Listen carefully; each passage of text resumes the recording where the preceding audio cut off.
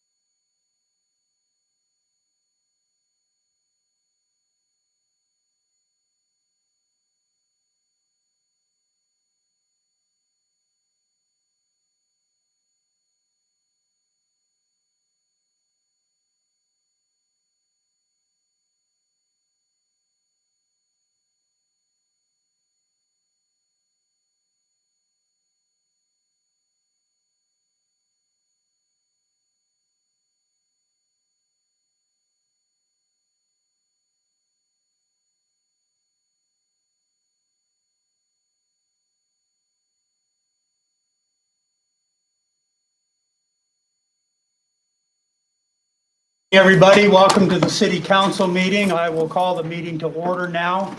Please rise and join me in the Pledge of Allegiance. I pledge allegiance to the flag of the United States of America and to the republic for which it stands, one nation under God, indivisible, with liberty and justice for all.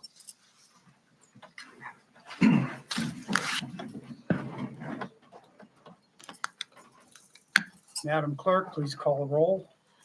Councilwoman Barlow. Here. Councilman Brown. Here. Councilman Gardner. Here. Councilman Jensen. Here.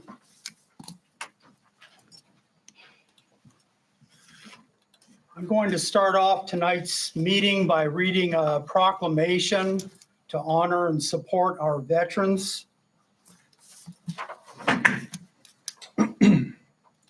Whereas major hostilities of World War I were formally ended at the 11th hour of the 11th day of the 11th month of 1918, when the armistice with Germany went into effect. And whereas at the urging of major U.S. veterans organizations, Armistice Day was renamed Veterans Day in 1954. And whereas Veterans Day is observed annually to honor and recognize the veterans who unselfishly volunteered to protect and defend the liberties and freedoms which are enjoyed by 342 million Americans. And whereas the Greater Blackfoot Chamber of Commerce annually provides tribute to our veterans with a Veterans Day Salute program, which honors all who served. And whereas currently there are approximately 17 million veterans in various stages of need for veterans benefits, and it behooves grateful Americans to support and advocate for these men and women to receive physical and mental health benefits, social benefits, and educational benefits. And whereas Bingham County employs 2 veteran service officers at the Bingham County Courthouse to facilitate services to veterans. And whereas on August 10, 2022, Congress passed the PACT Act, the largest health care and benefit expansion in VA history, which resulted in more than 850,000 assistance applications flooding the VA. Now, therefore, I, Mark Carroll, Mayor of the City of Blackfoot, do hereby proclaim the week of November 5th through the 11th, a week to turn on green lights at homes, businesses, and government buildings in support of Operation Greenlight to signify public support of our veterans and their pursuit of VA benefits they so abundantly deserve. Signed, this 4th day of November 2025, Mark Carroll. Thank you.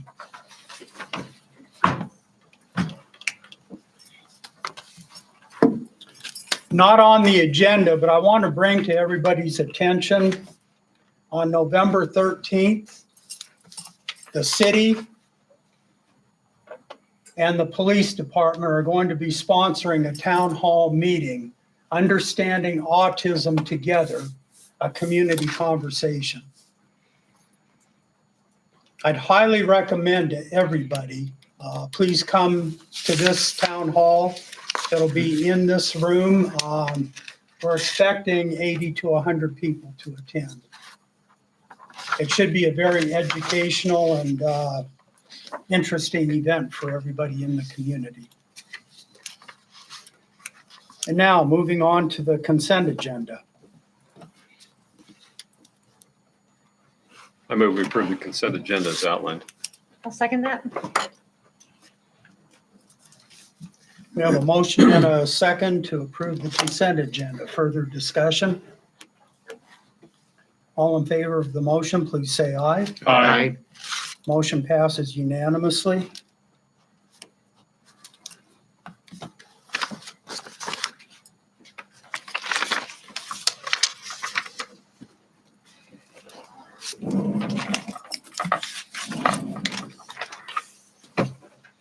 Mr. Anderson.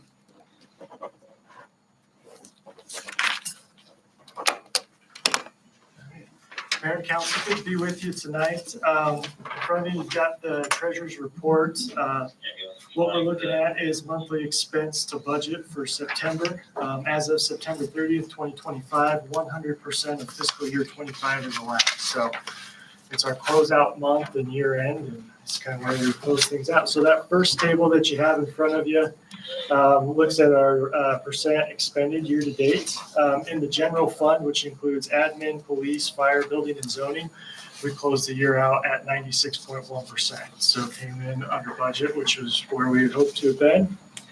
Ambulance at 94%, streets at 81%, airport 31%, cemetery 87%, library at 73%, parks and rec closed at 135.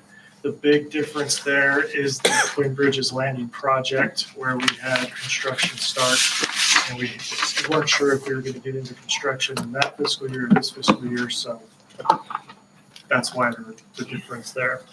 But we'll address that in a budget amendment, and we did receive the funds provided through Bureau, so the revenues were there. It wasn't something that we expended without the funds. We did have funds for it, just not budgeted in when we first passed it. So moving to water, we're at 50%, wastewater at 100%, and sanitation at 87.2%. Any questions on where we're at? Just as a reminder, these are unaudited, so we're going through the audit. The auditor will go and make adjustments with accruals and deferrals on depreciation, deferred revenues and stuff, but these are where we're at as year to date pre-audit. So, but any questions for it? Okay. Moving down, bank investments and accounts. Morton Investments, we ended at 3.6 million. The LGIP 14.4 million. Diversified Bond Fund at 3 million. Zion's sweep account closed at 8.7 million, and Zion's checking closed at 20,288.29. Any questions on our investments or operating account fund balances? Okay, we'll jump over to calendar. Looking at November, looking at the next 3 months. Big thing for November is getting unclaimed properties submitted to the state, which we've done, and that's sent off. That has to be to the state by November 1st, which we were about a week and a half ahead of schedule. So we got those submitted and everything, so we're good there. We did submit our Transparent Idaho report. That is due by December 1st, but it takes time for the state to go through and review it, make sure you have all the documentation uploaded and correct. So they're currently reviewing our submittal, and we'll work through that. But we did meet our deadline to have it in before December 1st. So we're good there. We do have our audit list, our initial items that we have to prep and send to the auditor. So we're working through that. We'll have a couple of things sent off to them, and then we'll just continue to work on closeout and getting the remainder items sent over to the auditors, and they'll work with us on that. December, again, it's the due date for Transparent Idaho. We also have to submit the road and street report to the state, which is due by December 31st. So Scott Murphy and I will work through that and get all those things submitted to the state. The Transparent Idaho and this road and street report, your state allocations are tied to those. So you have to submit those reports, and you have to keep them accurate and updated, or else they'll withhold state apportionments. So they're pretty important for us to do and get submitted on time. Again, continue through December to work through the audit. January, the big thing is the audit. The auditors will meet with us, and we'll go through and work through all the requirements and all the different transactions and accounting items that they want to look through. And we'll just work through that through the month of January. So we should be wrapped up with the audit by the 21st. And we hope that as we go through all that, we'll be ready to present the audit findings and results in February's council meeting. So as long as we continue on pace, we should hit our timelines, which will be good. Moving through ARPA projects, the last thing that's on our ARPA list that we've expensed all the ARPA monies is for the radio meters. It's just a matter of when the water shop is able to get in, replace the registers and the radio meters. And so they've got about, out of 4,000, they've got only about 1,200 left to do. So they're making good progress and getting to those as they have time. Miscellaneous projects that we've got going. Meridian Highway 91. We went through the public comment at our last city council meeting, so we got that sent over to the engineering firm, which is HLE. And then they're working with LTAC and ITD for the next part of the process, which will be some right-of-way acquisitions for property owners. So they're going to spearhead that and work on that piece of it. And we'll keep tabs on that as we move forward. East Airport Road sidewalks was a child pedestrian safety grant. Work's wrapping up.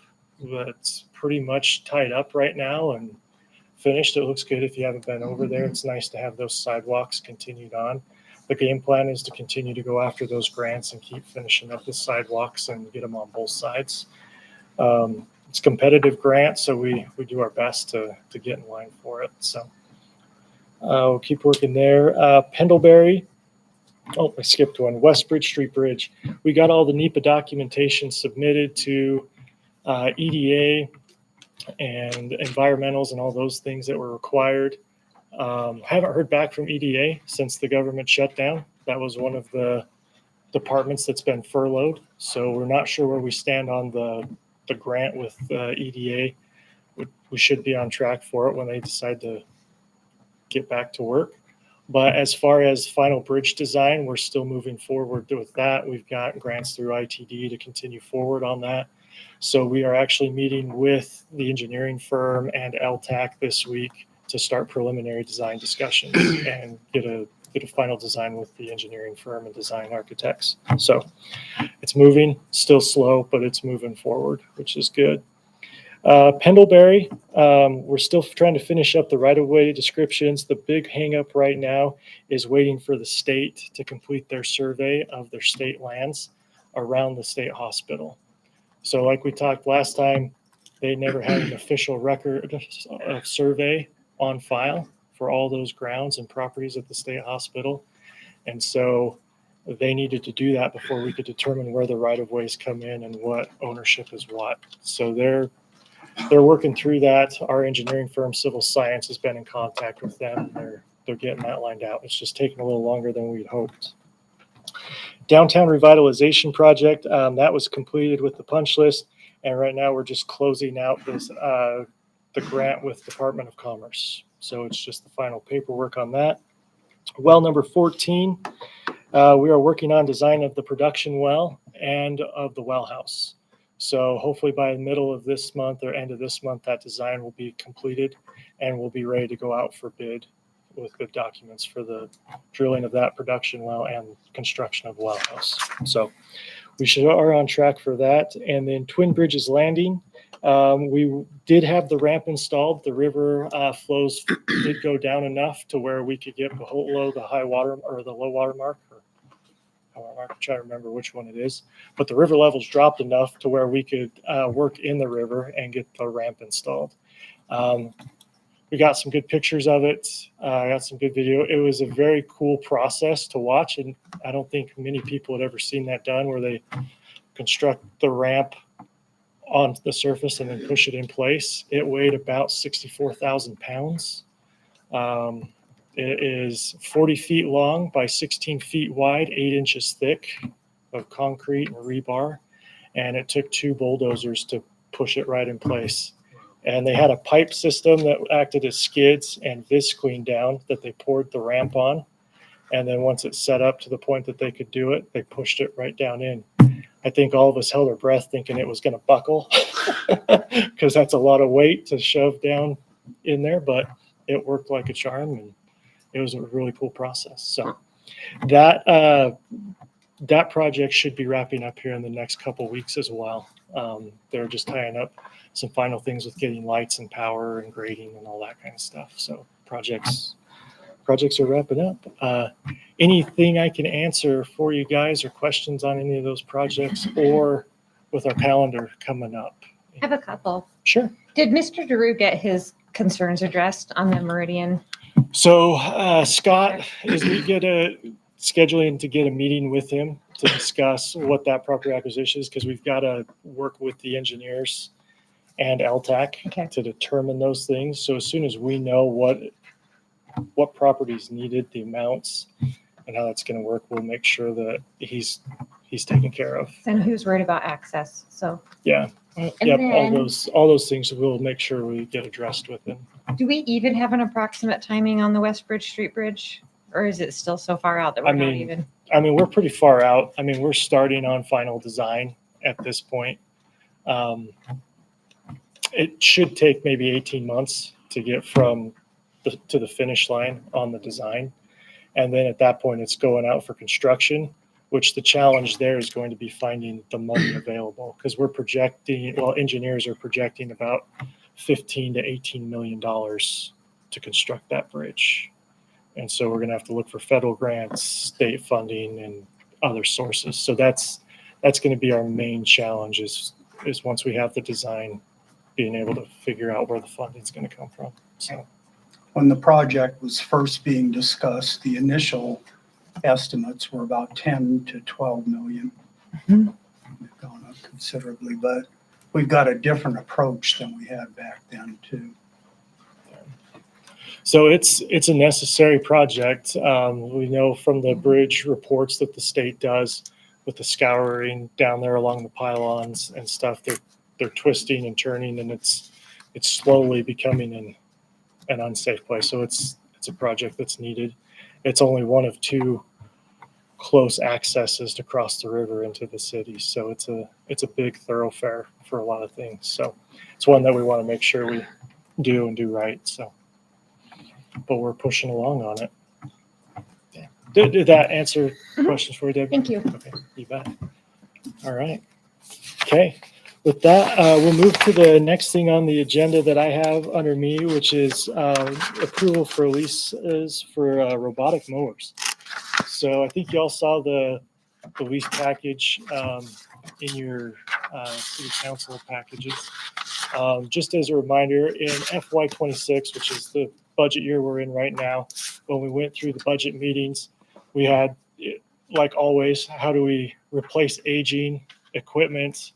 How do we do things more efficiently? How do we reduce the burden of manpower and all those types of things to reduce costs? And Preston, our golf superintendent at the golf course, Preston Hafer, he had seen in different areas and different golf courses in the country and region have gone to a robotic mowing system. And so he's done quite a bit of extensive research in looking at what options there are out there. And he looked at two different ones and compared them. And the one that we landed on that would make most sense and be most cost effective for the city was a company called Cress. And so I'm going to have Preston come up here and kind of talk about what the robotic mower system is and what it does and how it affects. I believe our representative from Cress is here. It's Benton, right? So he's here to help answer questions. If you have any that we can't answer, he can follow through with it. But if you haven't seen them, they're really cool. We had a test or a demo robot out at the golf course for about a month or better. So I'll let Preston kind of talk about it because he's pretty excited about it. So Preston, come on up.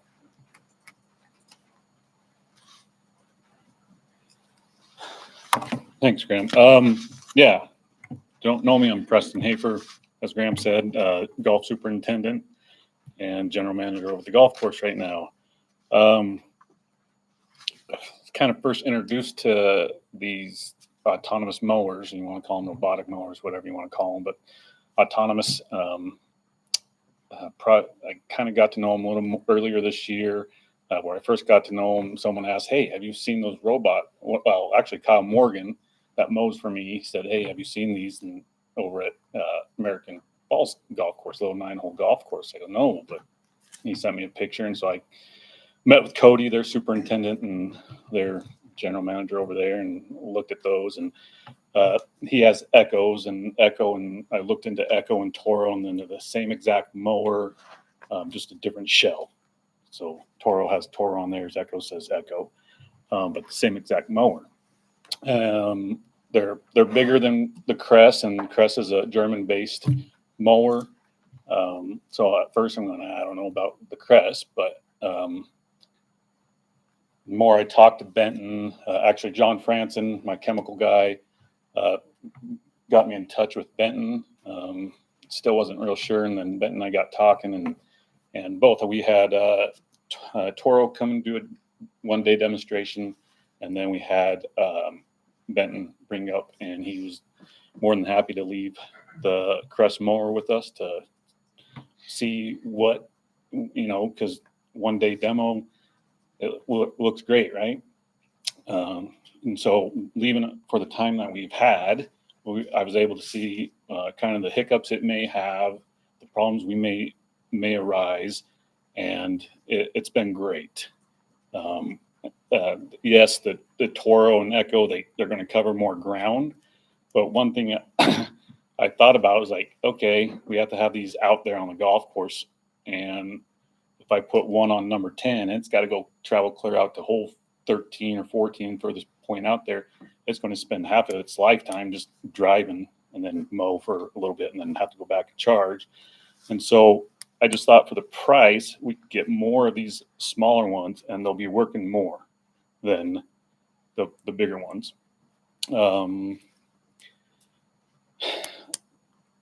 I hate to say, hey, yeah, we may eliminate a couple positions, but from that standpoint, and they're strictly going to be mowing the rough right now. They do have the capability to mow fairways, but I think at this point, they'll just be in the way of golfers at that point.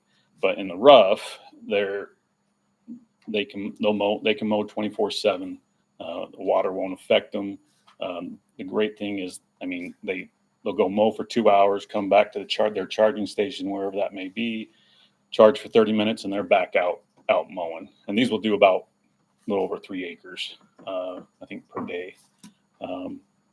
But they're fantastic little mowers. And so I wasn't real sure about Crest until I was able to go see some hands-on stuff. I went, my daughter played softball down in by Santa Cruz, California, and I played golf at a few courses down there, and one of the courses, Pasatiempo, it's a top 100 public golf course in the nation. And so I was able to talk to the superintendent there, and because they had 2 of them at the time. One they have set up to do around their 18th green, and the other one was down by their driving range. And so I talked to the superintendent, and he said they loved them. They were going to get 8 more, so they can continue to do strictly rough right now. And so the rough is the biggest headache for me, because it just takes so much time. There's so much of it, and so I'm not trying to eliminate people's jobs, but this will allow us to focus on bigger jobs like irrigation. That our irrigation system's very old, and so we've been having issues with that. So that eliminates having to worry about the rough so much, and I can focus my time on the irrigation system, which we've been doing. It's been falling apart, but we've been able to take care of it. Maintenance wise, these mowers are going to be near to nothing on maintenance. On these, there's 2 little discs underneath the mower, and there's like 3 razor blades on each disc when they operate, and that's what those little razor blades cut the grass. I think I can buy a pack of like 100 of those for $75 or whatever, and those will last me throughout the year. I just bought 2 new sets of blades for my big rough mowers that we have now, which there's 22 blades in all between the 2 mowers, and that was almost $700. So, I mean, that'll be huge. Usually, Benton said the blades will last, about a month each set. But the quality of cut that we've gotten out of that one, I wish we could all go over and see where it's cut over at the golf course. It's amazing how good it worked. I do have pictures on my phone. Yeah, we probably would eliminate 2 seasonal full-time positions, because we're mowing rough 4 times a week, all 8 hours a day just to get done. And so payroll would go down a little bit. So we're going to save money there. We're going to save money on maintenance. Parts for the mower. Benton has common parts at his little warehouse deal that he has. If it's something more major, there's a warehouse in Nevada, which we can get 2 to 3 days. So we're not down very long. And that's another thing. If one happened to go down for a couple days, we can program one of the other ones to help out where that one, was down. So we can do stuff like that. So there we would have like a tower. We've talked about, okay, what about the rest of the parks? Could they use them? I don't think it's beneficial there yet, but Andrew from the cemetery is real interested in it. I talked to Benton if he's heard of it used over through cemeteries, and he said, yeah, that's something, at least if we have at the golf course, we could set one up to take over there and see how it works, see if it's worth his time. But it would work off that one satellite. Say the school districts or something like that wanted to invest in those, we could honestly come to make money off that. We could just charge them a rental fee for the tower. So there's ways to make money off of it, whether that happens or not, but there is a way to do that.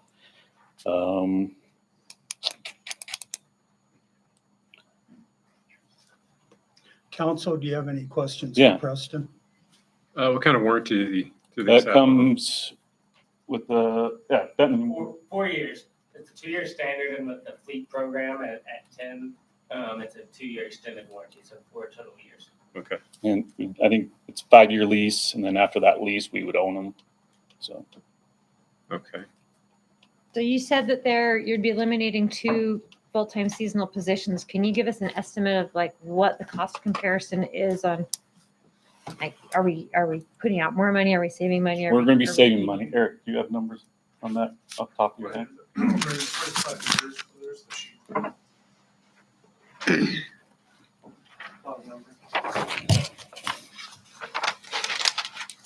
So basically, the savings approximately would be about $2,900 every year.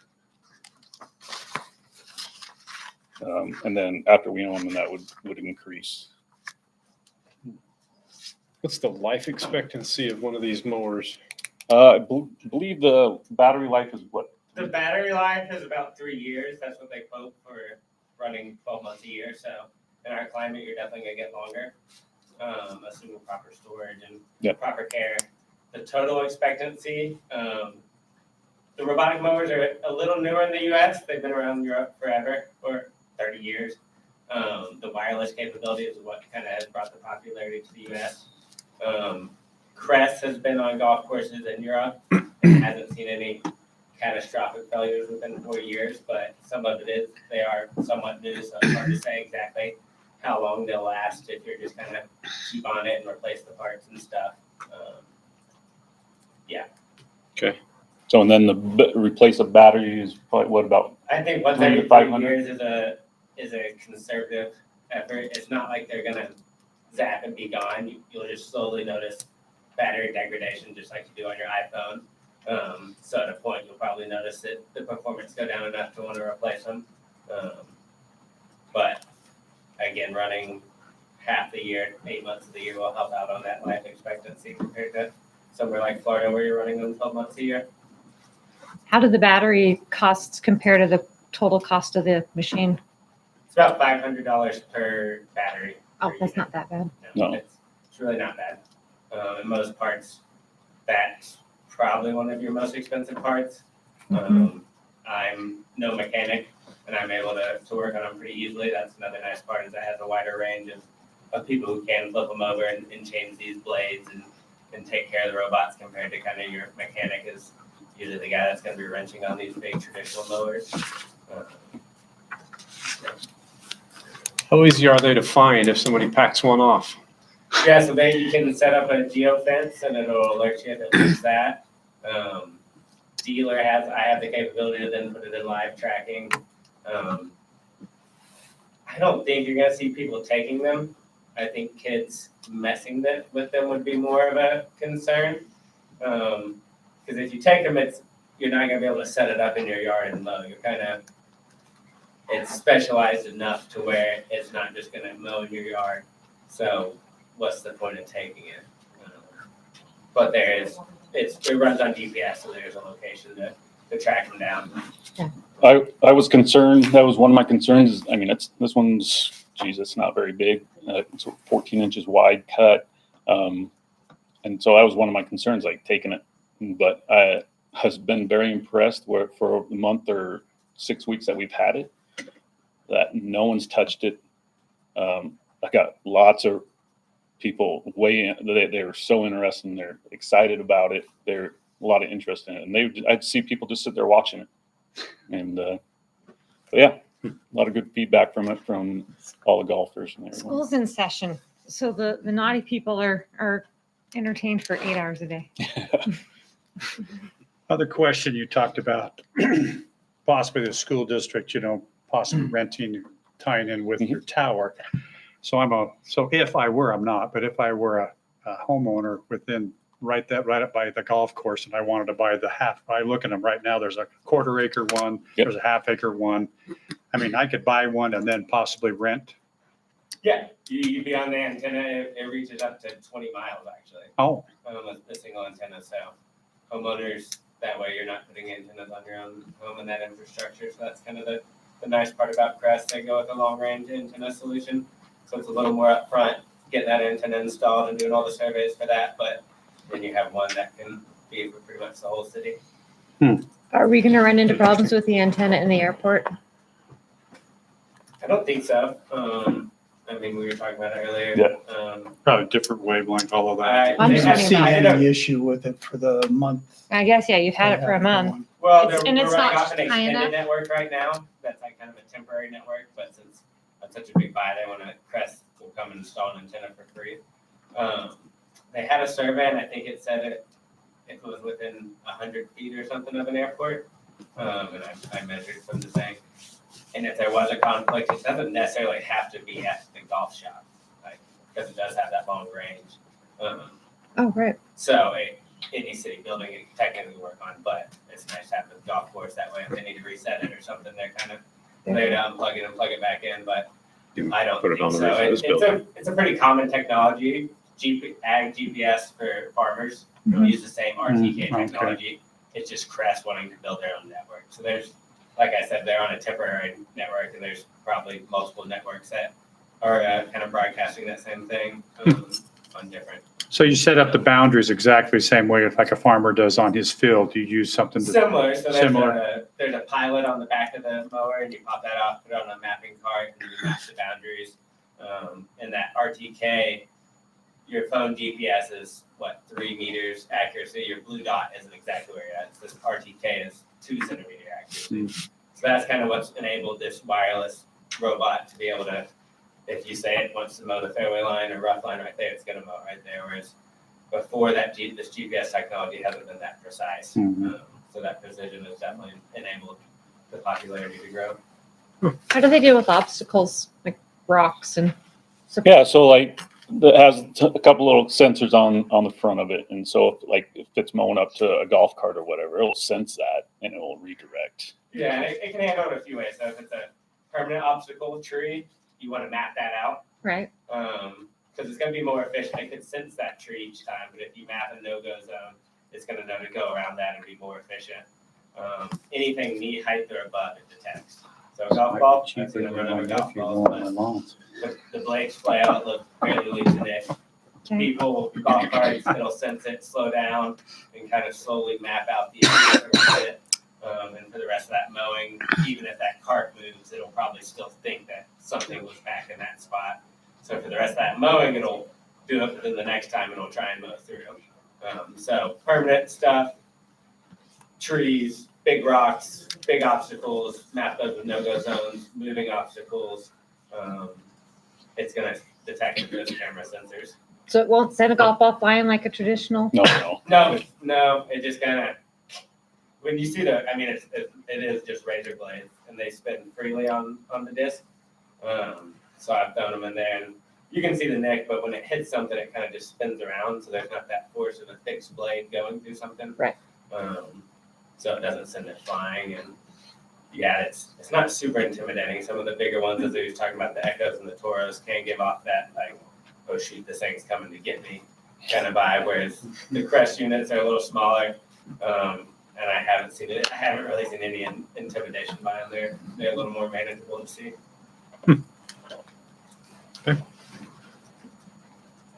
So you're looking at $2,900 savings a year. You've got in year 3 or 4 the cost to replace batteries. Which is less than the savings of a year. That is true. How many units are there? 10? Yeah. Yeah.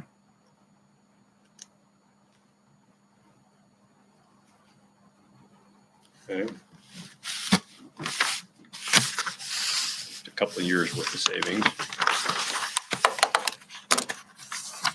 This is a lease. It's a finance lease then. So the city ends up owning them.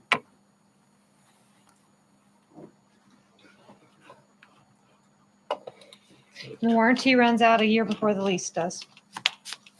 Right. So hold our breath for that year. $2,167 a month. Okay. What does that do to our need for replacing the big mowers? Is that? Yeah, so it cuts, back? Does yeah. that- So does it totally eliminate all the mowing? No. But this would, and this is still in the planning, our rough mowers are old. They've been breaking down. Luckily, I've had a somewhat, pretty good mechanic that's been able to keep them up. Now his health's not great, so he hasn't been able to work as much, but I mean, they've been breaking down quite a bit. So my suggestion is we're going to have to have something to finish up the little touch-up mowing where these don't get all the time. So I would like to sell off our two rough mowers and get something a little smaller, like the park has. It's called a sidewinder. It fits under, stuff too, but it's just a lot smaller. But I would anticipate the mowing that these don't get to, we'd be done in 2 hours for the whole week, clearing everything up. The whole course. Huh? Could you cover the cost of that sidewinder with the sale of these other Yeah. two? Yeah. So is that just the rough? Or are you needing to, well, like green and everything Fairways. too? No, so right now they don't really have anything autonomous to mow fairway or greens. These do have fairway capability, but it's just going to be strictly rough right now. So I think with the fairways, it would just take too much time and they'd be kind of in the way of the play. I don't want to have that. Sure. So they do have autonomous fairway mowers, not full autonomous, but that's for another time. I think it's an interesting solution to a problem. Purple Sage up near Boise, they're full autonomous. They mow fairway rough besides their greens with the autonomous mowers. So I think I manage a 9-hole Yeah. course in outside Driggs, Alta, Wyoming. And we have 5 that we implemented this year that mowed the rough. And it helped us a ton. We had basically one guy that was our mower. And he was able to hop on, help irrigation, and kind of have more of a diversified job than just being the mower every day, all day. So yeah, I've had the hands-on experience in implementing them onto a golf course too, and seen it work. I believe Teton Lakes has, I believe they're doing it on fairways up in Rexburg. So, Okay. I think I'm satisfied. Yeah. Council, it's the opinion of administration and Parks and Rec that this is a good investment for us. We've been putting a lot of time and money into the big mowers, and it just doesn't seem to be the best way to go. They're very The expensive. robotics seems to be the wave of the future. Starting to see more and more of them. I've noticed other areas. Okay, well, I'd make the motion. We approve the lease for the robotic mowers for the golf course. I'll second that. We have a motion to approve the lease of robotic mowers for the golf course and a second. Further discussion. All in favor of the motion, please say aye. Aye. Motion carries unanimously. Thank you, Chris. Thank you. Thank you. Thank you.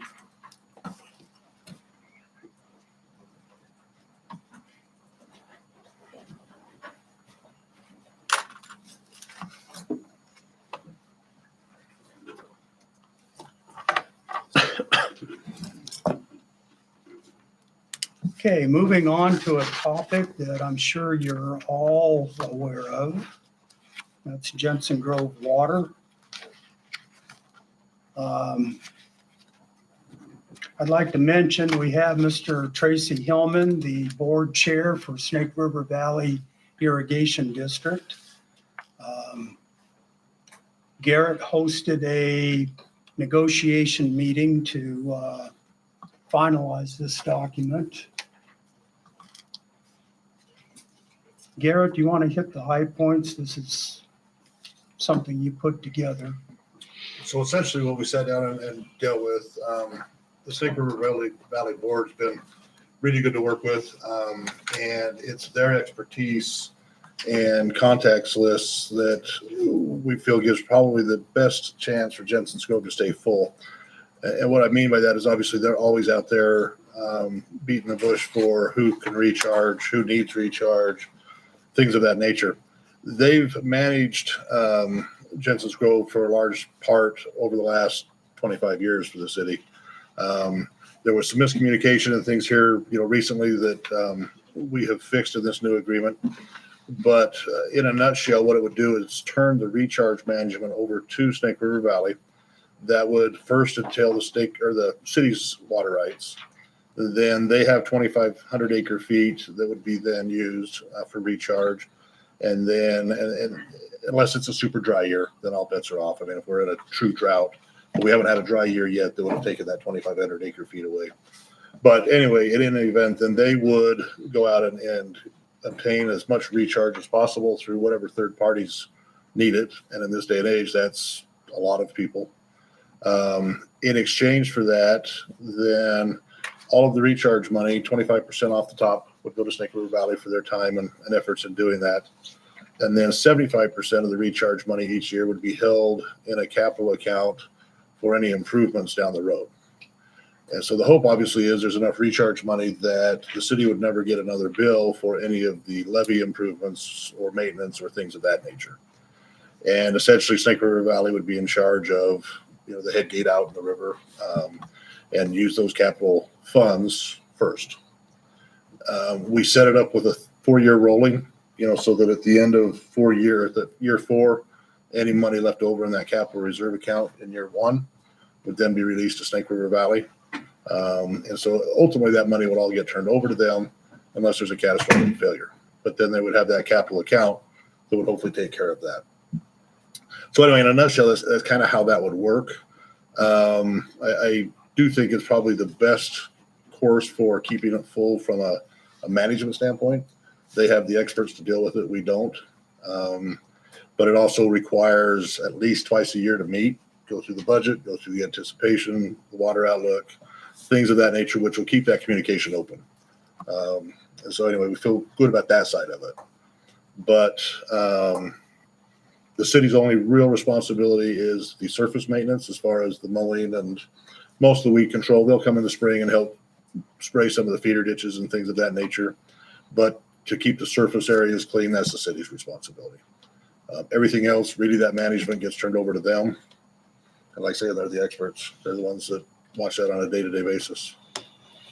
Anyway, it was a very productive meeting. The mayor and I both felt really good about it. And that's really the high points. Very good. And I'll apologize to Tracy right now. I kind of made fun of him because he was wearing a Dodgers cap and the Dodgers turned it around. Congratulations. Tracy, anything you want to add to what Garrett said? No, I think that the reciprocal, the meeting was well. I don't know where, just as a lesson of communication that really everything went good once we started communicating. It just shows, it really teaches all of us just the power of communication and whereas it was, but I think it was created many years, 25 years ago, and as Garrett said, and The district has meant well.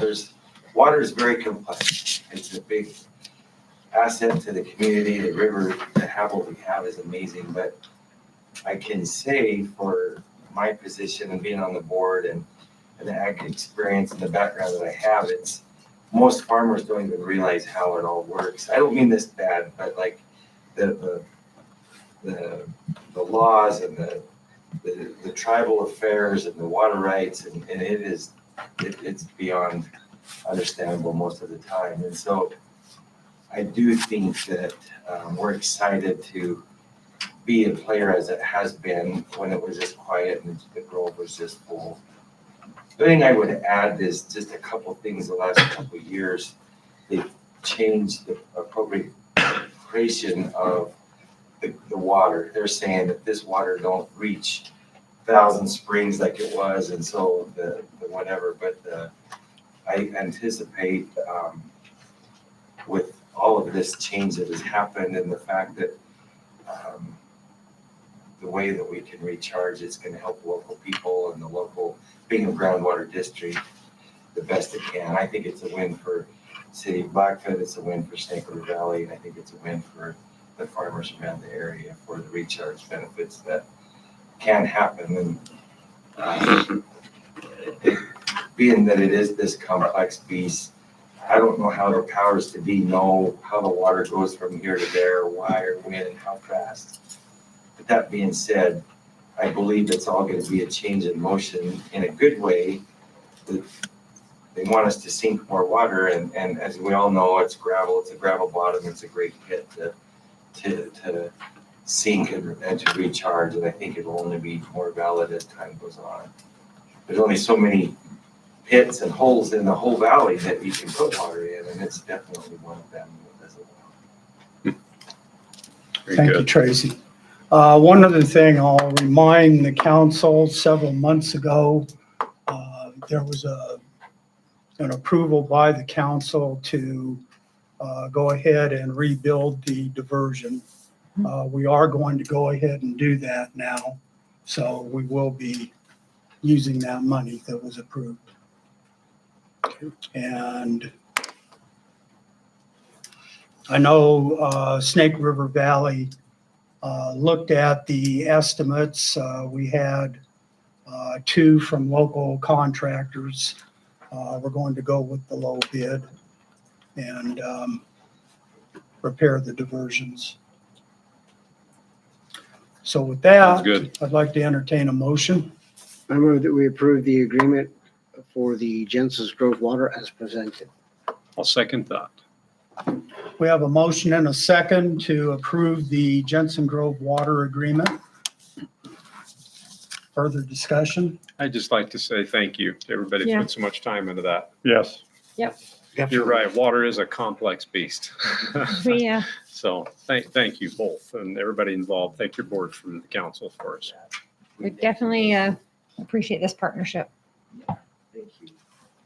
I think we got it. I really do believe that we're back on track and got off for just a second, but I think that we gained it and then some. So That's good. Thank you. Do I need to repeat the motion? Nope, you don't need to repeat it. Okay, all in favor of the motion, please say aye. Aye. Motion passes unanimously. Mr. Hellman, again, thank you. I anticipate we're waiting to hear exactly back. I think Mickelson Construction will bid. I'm waiting for a few final details to be reported back, but I anticipate a fix through the low winter and the spring, and with the time that we have of this motion and the time, there should be a great summer to enjoy and the Pride Days be filled. And I don't think anybody who've ever seen that, and it's been hard to understand that the one dive got fixed in the river and it created a hole in another one per se, but when the river's high, you see a little water in Jensen's Grove, but if you've ever been down around it, the head gate's clear out of the water. So when the river drops, there's just absolutely no way, even if we wanted without the repair of the things to do that. So that getting repaired while it's low is a must, and I anticipate it will be a great repair. similar to the other diversion that got repaired and last. And it was a great test with the amount of water that we had this year to test how strong that style of repair could be. And I feel like Mother Nature is strong, as many of you know, and heard recent deployments in Jamaica and things like that. But outside of that, it's a great, there's some great repair. Agreed. Okay, thank you. The second item, that resolution, we're going to hold that off until the December meeting. We're still confirming numbers. We're not quite ready to make presentation to the council. So then moving on to number 3, the potential urban renewal area. So one of the steps that's been being discussed by the Urban Renewal Agency is potentially creating a new urban renewal project out in the Yellowstone corridor. It would move in about a block or so on each side of Highway 91 as it goes from the north end of Blackfoot to the south end of Blackfoot. And one of the steps necessary to do that is for city council to pass a resolution that says that's a blighted area or a deteriorated area that needs help. It doesn't mean you're approving a plan yet. It just means you want the Urban Renewal Agency to start that process and bring a plan to you. And so really the only question tonight is if, you feel Highway 91, especially on the south end and north end, is that a deteriorating area and could use urban renewal help, then we need to initiate the process to start that plan. And so, like I say, it's not, and I don't know if you've seen the resolution or not, but it's basically just a statutory resolution that the council finds it would be beneficial for the city to establish an urban renewal plan or project, and that those areas are deteriorating and need rehabilitation, conservation, redevelopment, or accommodation thereof. And you're willing to consider the initiation of an urban renewal area. So anyway, in a nutshell, that's kind of the issue before you. What would the resolution number be? 429. If you want me to read the whole thing, I can. But in a nutshell, it's just, like I say, willing to be considering that area along Highway 91 for an urban renewal plan. Can I put a little frosting on that, if you will? I was just going to say, you're the urban renewal. So I've been on the urban renewal board about 13 years now. And Stuck. I've been on there. It's been my privilege to serve on there, Mayor. Don't get me wrong. But we just had 2 urban renewal agency districts mature. And so we no longer receive funding from those 2 districts. One was downtown. One is formed for Premier Technology. And I took some notes from our meeting this morning to share. Graham, correct me if I'm wrong. Graham gave us a nice presentation this morning. At the start of those urban renewal districts, the taxable value of the city was $842 million, right? And with the maturity of those, granted that's been 20 years, those districts have been for 20 years, the taxable value is now $948 million. So it's a little over $100 million in increase in taxable value from projects, you could argue, and that are justifiably so, have happened because of urban renewal's existence. So that takes our levy rate down, which means a savings for people. You won't see it this go around because it's collected in arrears, but in June, and it could mean as much as $100 per 100,000 of value. So that's huge. And so the case for an urban renewal agency is in the numbers itself. And you could make the argument all day long that they may have happened without urban renewal. But I would put the evidence against that taxable value came because of those districts, especially the one formed for Premier Technology. So the proof is in the pudding. And so we're contemplating a new district. And this is one of the steps to start that. And Also, just going to point out, based kind of with your numbers, remember the downtown district, we had bonded to finish some of the final projects out. That bond was supposed to go through 2030, but because of all of the improvements and those increased tax values, that was paid off this year. yeah, so we paid it So off 5 years earlier. 5 than years what was early. planned. So by and large, it's been a successful exercise, urban renewal has. And I'm a little disappointed that people don't understand it as well as they do, especially people who we may have been considering today. But it is a little bit of a complex instrument to understand, but it works. You said resolution 1490, 429. 429. And I move that we approve resolution 429 for the potential urban renewal area. I'll second that. We have a motion and a second to approve resolution 429 to approve the potential new urban renewal area. Further discussion? Madam Clerk? Councilwoman Barlow. Yes. Councilman Brown. Yes. Councilman Gardner. Yes. Councilman Jensen. Yes.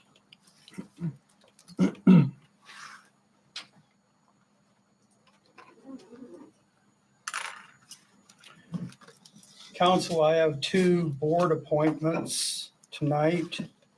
The first one is a reappointment of Janet Rockwood to the library board. Any discussion? She's fantastic. Yeah, thanks. No I agree. personal comments, please. Thanks, you do a very good job. I'm How's the that for liaison politically to the correct? library board and I watch these people and she's fantastic. You want to make? Oh, a John, make motion? the Do we need to motion. do them separate? I move that we reappoint Janet Rockwood to the library board. I'll second that. We have a motion and a second to reappoint Janet Rockwood to the library board. All in favor of the motion, say aye. Aye.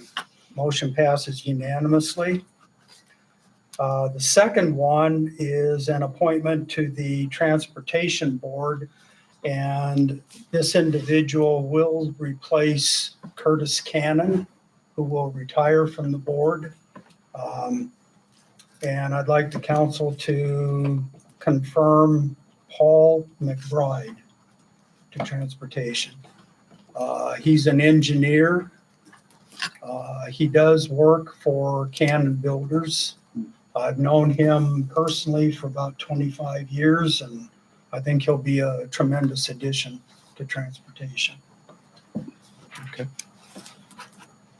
a shame that we're losing Curtis. He's a good man. He'll still be around. Based on your recommendation, Mayor, I would move that we approve the appointment of Paul McBride to the Transportation Committee. I'll second that. We have a motion and a second to approve the appointment of Paul McBride to the Transportation Commission. Discussion? All in favor of the motion, please say aye. Aye. Motion passes unanimously. Next item on the agenda is amendments to the city personnel policy. Kathy McDaniel, the HR director, will present.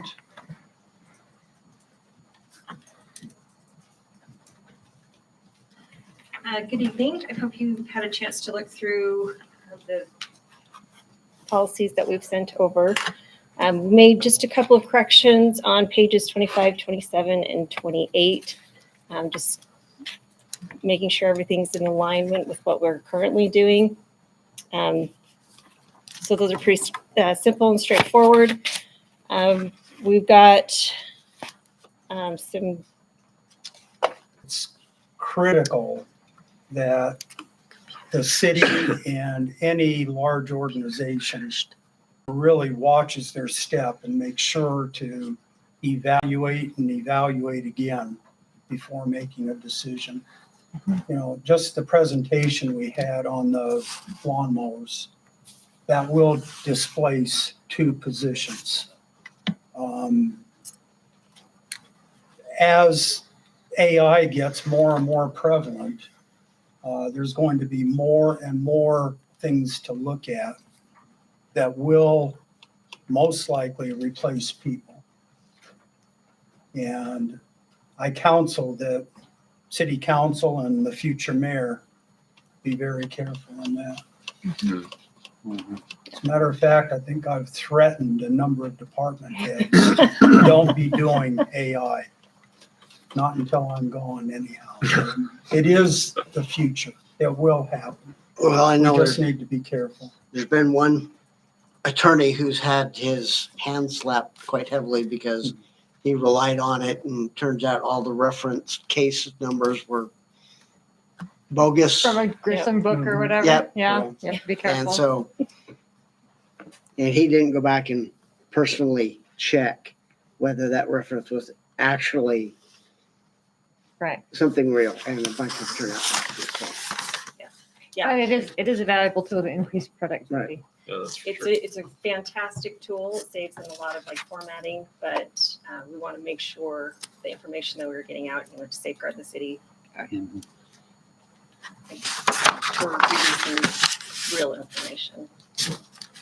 Oh, this is the last thing I'm going to say about it. But I'm concerned if people use AI, chat, GPT, whatever it is, critical thinking skills are going to be lost.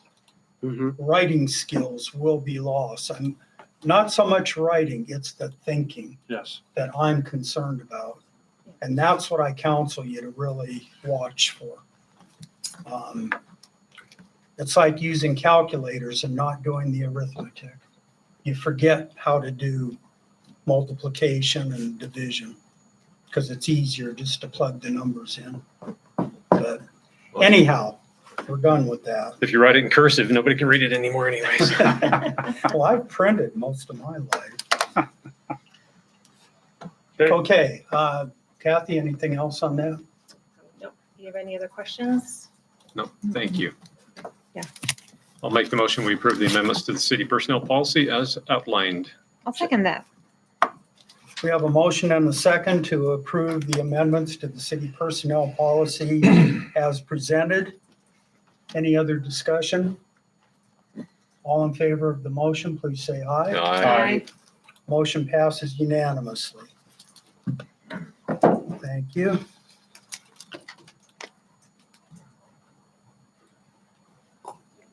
Next, first responders sabbatical program. As council is well aware, we've been working very diligently for the last several years on wellness and retention. Actually, for the entire city, but in particular right now for our first responders. The competition that we get into for new employees, for replacement employees, can get to be almost cutthroat. At least one local city actually put a bounty out if any of their people could pirate somebody from a local agency, they'd get as much as a $2,500 bonus. I had a discussion with that mayor, and that program went away.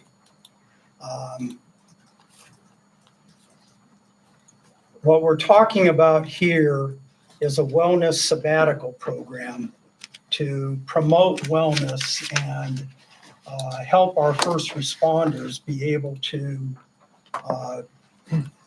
handle problems, mental problems, physical problems, things that in other jurisdictions have on occasion led to significant issues. Without going into detail, just within Blackfoot, in the last 7 years, we have had a suicide. We have had 2 PTSDs that resulted in those 2 individuals no longer being able to be a first responder. That led us to a wellness program to highly encourage counseling and peer counseling, learning those skills to be able to help fellow employees. What we're talking about here now, and In just a few seconds, I'm going to call on Chief Croft to say a few words, but this has been a year-long process to get to this point.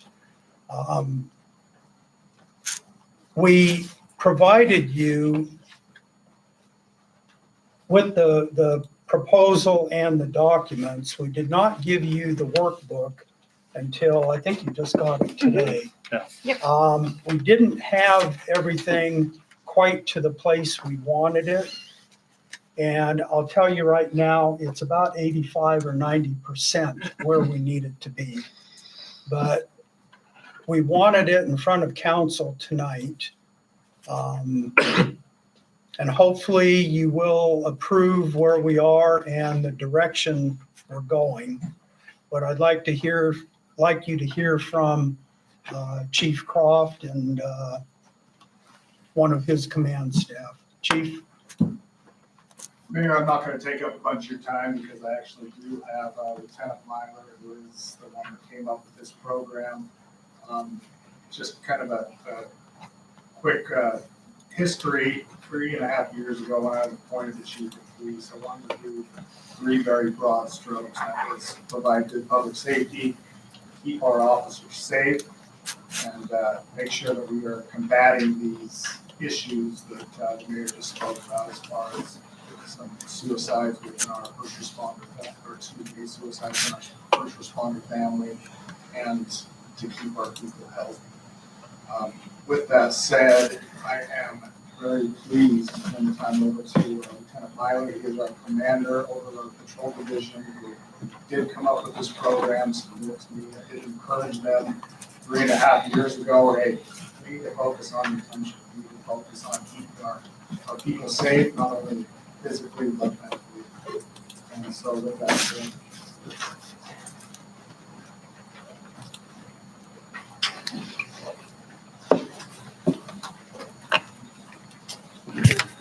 Mayor, Council, thank you for the time. I am the Patrol Lieutenant, Todd Myler. I'm the coordinator that oversees the peer support program and policies and mental health policy within their department. And as Chief Croft said and the Mayor mentioned, is we are heading in the right path to establish a solid foundation of mental health and well-being within our department. Still have a ways to go, and I hope this is a step that furthers our progress. We've learned that early care is important and paramount in preventing PTSD or PTS injuries and addressing critical care during critical incidences. Through my own personal experience in dealing with peer support program and personal mental issues, it's helped shape the policy that we have currently and that the direction that it's going. And we look at it, and having that, the steps we currently have has provided a long-term employees and a high retention rate where we are fully staffed and have been for quite some time throughout my career. I haven't seen it this much. Again, the program is a mental wellness sabbatical. We understand it's a starting point, and our hope is that it grows and continues to grow with the work with AAA, our insurance carrier, Shift Wellness, which is part of AAA's mental wellness, and Solace Counseling is our vetted counselor through our mental health policy. The hope is one day that this becomes a common practice for all first responders throughout Idaho, at least, if not everywhere else. So the sabbatical is offered every 3 years, so it's not every year. You have to be eligible for the sabbatical. And part of the eligibility is you must follow our mental wellness training, which is a yearly 1-hour session with a counselor. This, again, supports long-term wellness for our employees and breaks down some barriers of, going and talking to a counselor or therapist, which again helps with retention because we're establishing a solid foundation for the employees. The eligibility, or actually a sabbatical, would be 2 weeks of paid leave that is separate from any PTO, vacation, or comp time. It has to be done in 2 weeks, continual 2 weeks.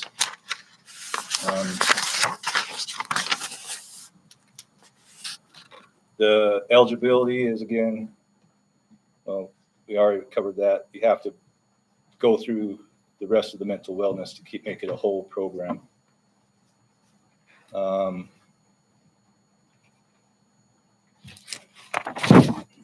So annually, around October to November, each fiscal year, the employees that are qualified, eligible, which means that they've gone to 3 consecutive years of the mental wellness training. So they've been 3 years to a counselor. Then they are eligible for the sabbatical. And on October to November, those people will be contacted by myself and informed that they are able to take a sabbatical. The sabbatical is based off of hire date, not seniority. So if someone has been here longer and are an outstanding patrol officer and has more years here than the captain, then he gets first choice of the 2 weeks. And they put in a request for 3 prime 2 weeks sections within the year, and then it gets approved. During their time, we'll move staffing around. If staffing's short, we'll pull SROs out of the schools, detectives back to the road, or even a lieutenant out to the patrol. Of course, there are blackout dates, nothing during Celebrate Blackfoot or the fair, and any severe or critical incidences. Part of the sabbatical is they disconnect from law enforcement work completely for 2 weeks.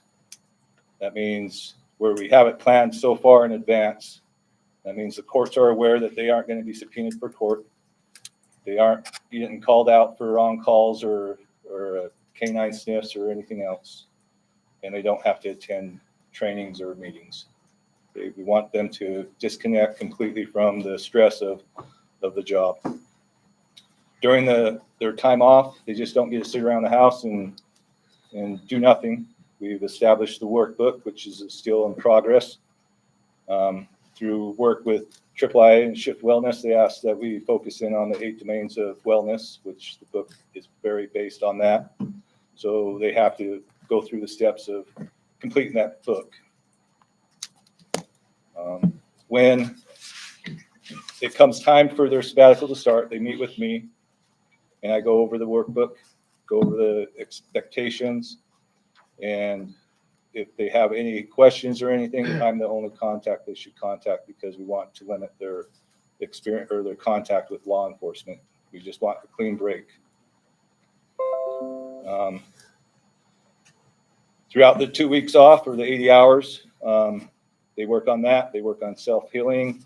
They will work with a counselor and do some online training. That's kind of where we're still trying to figure stuff out, but we want full involvement to regenerate these guys and gals into better employees, making better decisions, better family lives, and to reconnect outside of the law enforcement realm or first responder realm. In order to return to work, they come to me with the workbook. I review the workbook, meaning I make sure that it's completed. And then they sign an affidavit saying that they did what we asked of them. And I sign it and then send it to HR. So it's kind of the gist of it. I hope I'm short enough in time. If there's any questions, I'll answer what I can. Council, it's important to note this will be a no-cost program. There are 30 sworn officers, 29, plus staff.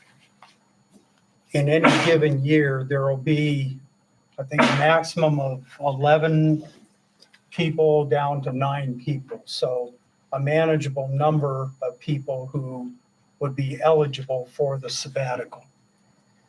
But their time away, it'll only be one person at a time, and it will not be interfering with other PTO or other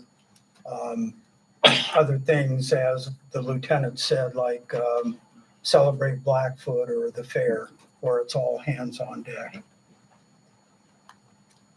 So we get a wellness program that will meet all our requirements at no extra cost.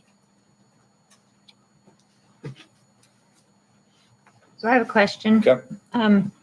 I read that if they choose to not participate during their year, then they forfeit that for the next 3 years. Yes, that's correct. Is there any provision, like if there's some sort of event that happens where they would Yes. benefit from it? I was just wondering the exact same Can thing. they, So if they benefit from it, right, like 2 years later, something so big I'm happens. trying to, I believe that there is room for the chief, and it might not be worded that way in the policy, but you brought up a good point with that if someone needs it, I think the chief can always allow it again, because if someone needs the time off, then we to get squared away or back into a mental state. And I feel as the patrol lieutenant and overseer of the mental health policy and procedures is I'd fight for that employee with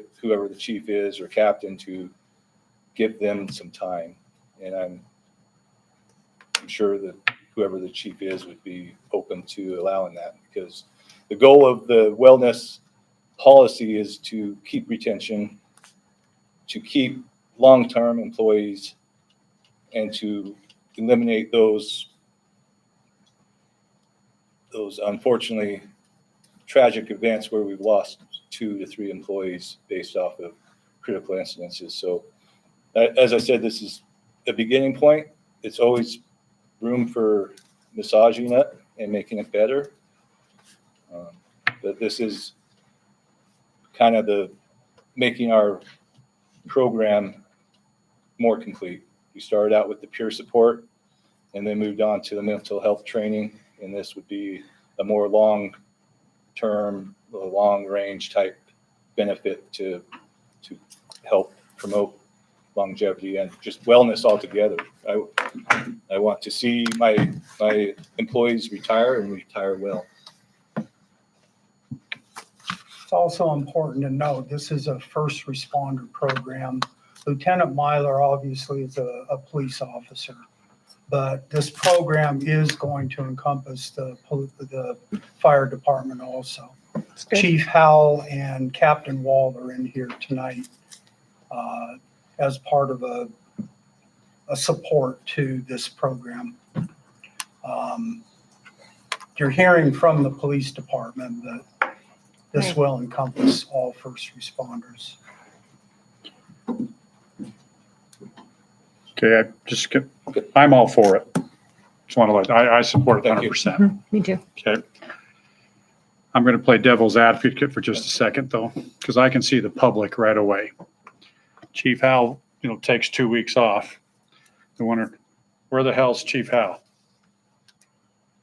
I mean, right away. I mean, how are we going to respond to that? I mean, he's on a mental wellness break, or, I mean, they're going to ask. This is called a sabbatical Okay. program, and Right. that's based deliberately on the educational term sabbatical. Okay. But people are going In to, the education world, Right. it's done every 7 years. right. This will be done every 3 years. Okay.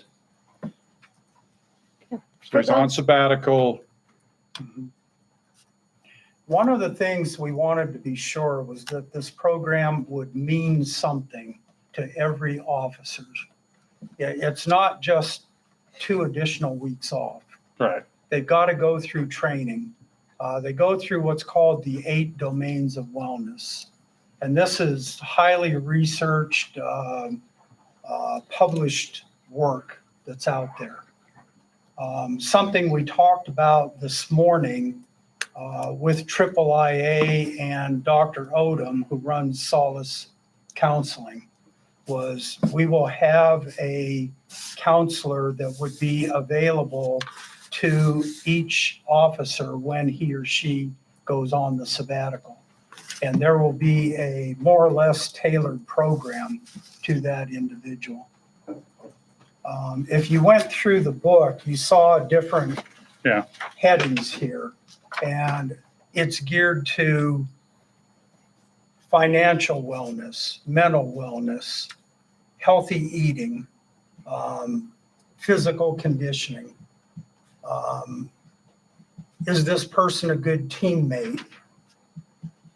Is this person a good spouse, a good parent? Most of us don't face what first responders face, and we don't carry in our heads what they carry. We don't see what they see. And this program is being put in place to help them. I don't want to use the word cope, but to figure out mechanisms that they can take these things and work with them and, you know, recognize them for what they are, but still be a healthy team member, a healthy family member, a healthy community member. That's what we're trying to accomplish with this. This isn't why we're doing it, but we will be the first city in Idaho to have anything like this. That's one of the reasons IIIA is very interested in it. They see it as a wellness program that will benefit first responders throughout the state. No question about those in leadership. Like it's hard to get away from everything. Like how is that even going to work? The emails and the cell phones and all the things. As I said, it's a start. It's tough at being part of the administration, but we'll have to make it work. I mean, we need to lead by example, and what's better example than being a lieutenant or a captain that is going on a wellness sabbatical to better present and represent his department, city, and employees when he returns and understand the aspects of their mental health and what they need and stuff like that. So it's something that, and it's just not admin staff. I can tell you there's plenty of police officers, I'm sure fire as well, that they are dedicated to working and being there for their partners and stuff. But we just need to make them realize, and that's where the work of the mental health program, the peer support, has built it up to where this probably won't be a concern or a question. They will say, all right, I will do the workbook, I will do this. And the foundation's been laid to help it succeed with everyone. Chief Howell, do you want to add anything? I think you covered it well. I think this is something that can definitely benefit the stress level in our departments to help guys disconnect, hopefully get things straight with themselves, their family, and be able to serve the community better because they'll come back fully recovered and feel better, and the long-term effect. Hopefully we'll get all these guys to retirement and retain them with us. Training for the police department, fire department, very expensive. I don't want to lose somebody. I want somebody on work comp because they've got a crisis because of a call. If they can disconnect for that time. I think every 3 years is something that our department can handle and make this work to help our employees. Thank you. You ready for a motion? Yes. Okay, I will move that we approve the first responder sabbatical program as it has been presented. I'll second that. We have a motion and a second to approve the first responder sabbatical program as presented. Further discussion?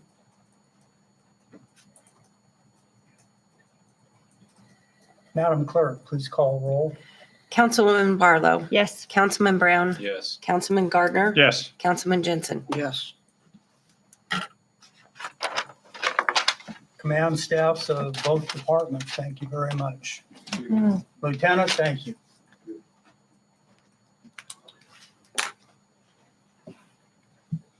Gee, I didn't even have to call you up. Johnny on the spot, Mayor. Good evening, council.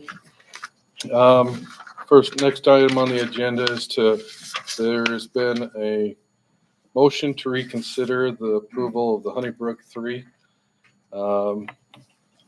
Just to reiterate a little bit, that this was approved at last city council meeting in October for 52 townhome units, planned unit development. It was originally called Honeybrook 4, but it needs to be renamed to number 3 at 1924 Lawrence Lane. The applicant for the motion to reconsider, I'll turn the time over to Ken Seaver for that.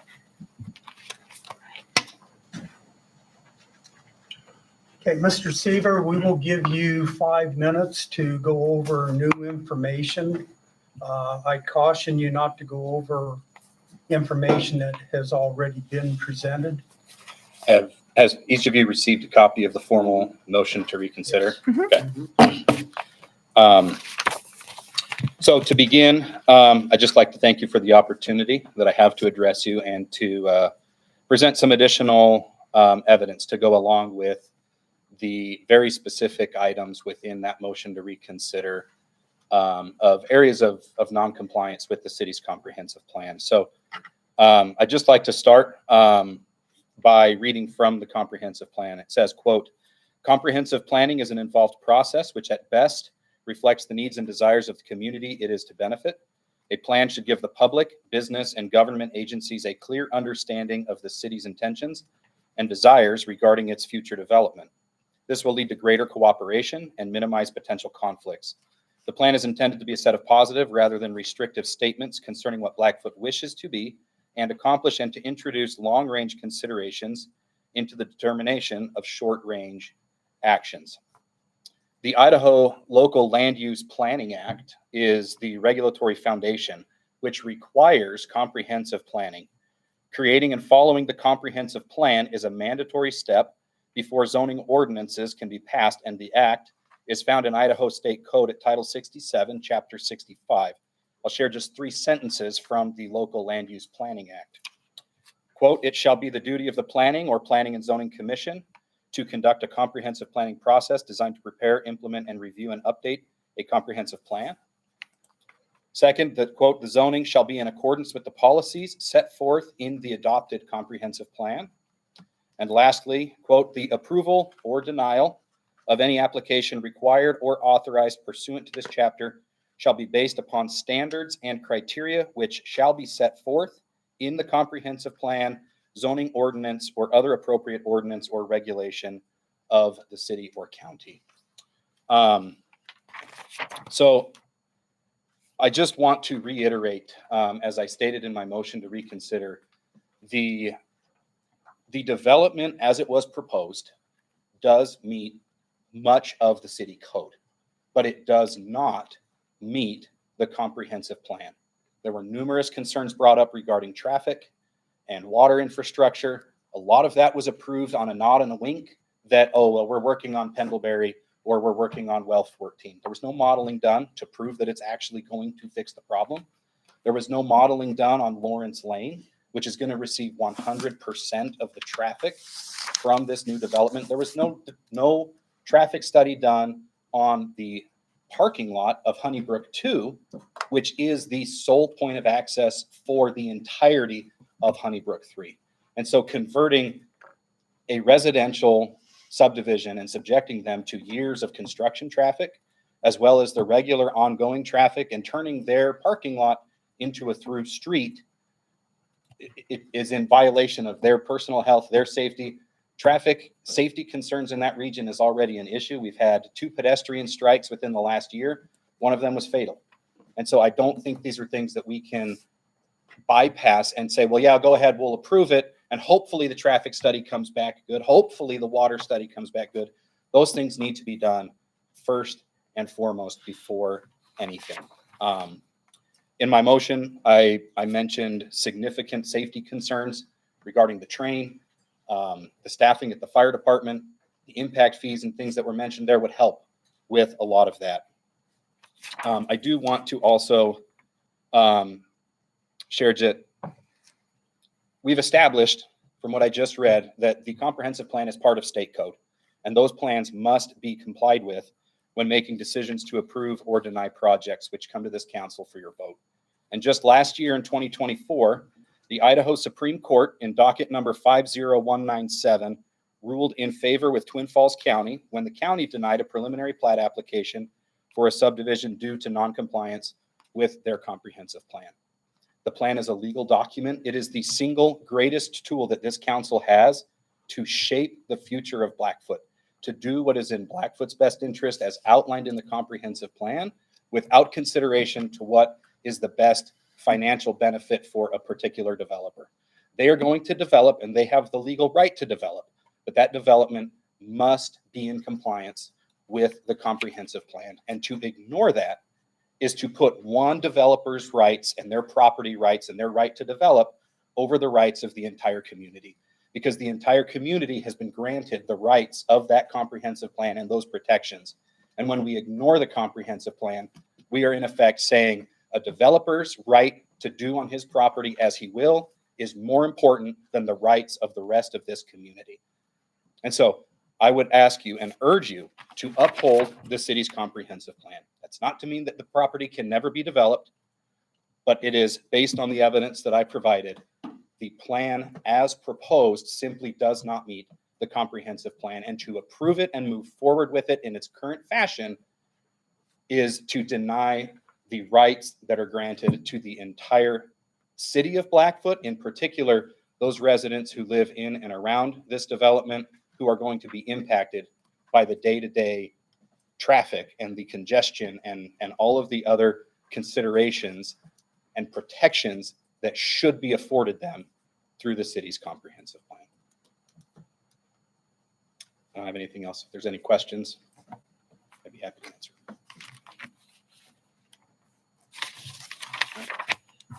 Thank you, sir. Mr. Hunter, rebuttal? Sure. Do I need to say my name? Colin Hunter, and my address? Yes. 4429 Tellsdown Road, Tetonia, Idaho. So I appreciate Ken's passion, to protect his interests, and I don't hold any malice towards him for that. But we did get annexed into the city with a declared zone, and we followed to a T that those legal uses that we can use for our property. We worked very closely and carefully with the department heads as we were planning out our development to make sure that they, who are much more qualified than Ken or any of the other neighbors nearby, whether or not it would meet the standards that Blackfoot has. In all my years of developing, I've never met a neighbor that is excited to have the property next door to them get developed. And if the city followed the recommendations of the neighbors, the greater good of the city would never happen, because everybody wants to support growth as long as it's not in their backyard. The applicant is trying to dismiss the recommendations of all the department heads that are much more qualified to recognize opportunity and threats that may exist in a developer's plan. I have put more more, I take great pride in developing in Blackfoot. I can't think of any developer that's put more money into its amenities than me. There's no development that has a single swimming pool, and we're building our second one. So again, I take great pride in what we do. We're acting well within what we're legally allowed to do with our land. And again, we've worked very closely with the city to create a plan that works well with what the city wants and needs. And the whole reason I have come to Blackfoot is in answer to demands from your major employers that want their employees to have something that they can afford to live in Blackfoot and also work in Blackfoot. And so I think having the variety is needed. And validation of that, I guess, too, is in our Cromwell subdivision that we just broke ground on mid last year, and we're just finishing this year. We've been selling the units as quickly as they have come on because there's obviously a need. And that's for people that are living in them and also buying them to rent out, which the city of Blackfoot needs both renters and owner occupied. So I'll leave it with that. Mr. Seaver, you can have another opportunity to speak. I would love to. So again, I can appreciate the need for growth, but that's where the comprehensive plan comes in. The comprehensive plan actually states that the city's goal is to have more high density residential development near the city center. None of it is near the city center. Instead, we've packed it in between all of the single family houses. He talked about the department heads. They're administering the code. They're administering the ordinances and making sure that it checks those boxes. Those city heads are not evaluating the full compliance of the comprehensive plan. That is what falls on this body. This is the body that has the administrative authority to oversee that plan and look at that and say, does community design flow? Are we impacting property values to the neighbors by allowing something like this to go in? Does this fit the form and the flow and the function of the vision we have for the city of Blackfoot? Not the department heads. They're checking the box that says, do they have less houses than what their density is allowed to do? Check. Do they have streets that are the proper width? Check. All of those other provisions in the comprehensive plan, all of those protections to the community, to the vision of Blackfoot, is held by this body to be looking at that and evaluating that on a case-by-case basis so that Blackfoot's best interests are what is represented in the growth and the development, not what meets the best financial interests of outside developers. Again, we need the outside developers in order for our city to grow, but we are the ones that dictate that. We are the client, they are the service provider. That needs to be done on Blackfoot's terms, and you are the council that holds the keys to that. The comprehensive plan holds great latitude in the vision that this council has for the future of Blackfoot. And if we just ignore it and we say, well, I guess he checked a box, pretty soon there's not going to be a Blackfoot, because it's not going to be a place worth living, because there's been no thought, no planning, no forethought, no guidance given. It's just what fits on a lot, how much money can I get out of it? And that's not what makes a great city. That's not what makes a community worth living in. Again, development is good. We welcome the development, but it has to be on our terms. And so for you to come back and say, thanks, but this doesn't meet our comprehensive plan for these reasons, try again. And if they can't come to something that works, so be it. There's precedence all the way to the Idaho Supreme Court that says you have the right to guide this city as you see best. And so I am urging you to stand up for Blackfoot. Look at what is being proposed and truthfully look at how it doesn't comply with the comprehensive plan. And you make that judgment, not the city heads. That is your decision. And it's your decision tonight. And it's your decision tonight and every night in the future when more of these plans come across your desk of, are you going to shape Blackfoot? We're not trying to shut people out and say, no, don't come here. We don't want your business. We don't want your development. But we say we welcome your development on our terms and what is best for our city. Thanks.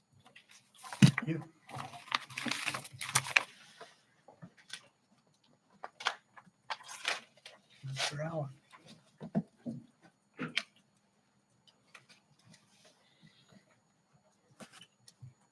Is there any questions that I can answer for the city council regarding the staff reports or information given based on their decision for Honeybrook 3?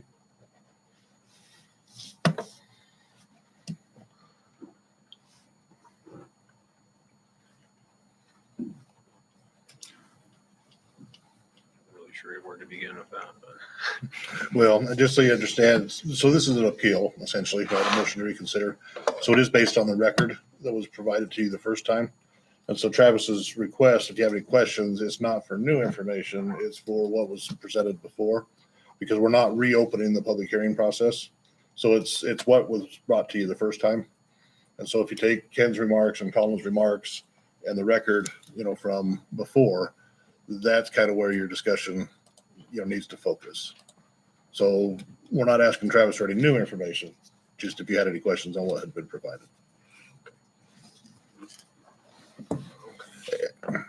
And so to kind of direct your discussion, if you want to go through kind of Ken's motion and debate that a little bit, or, it's, you kind of have to make a determination on how you feel that fits within our code, our comprehensive plan, and your decision before.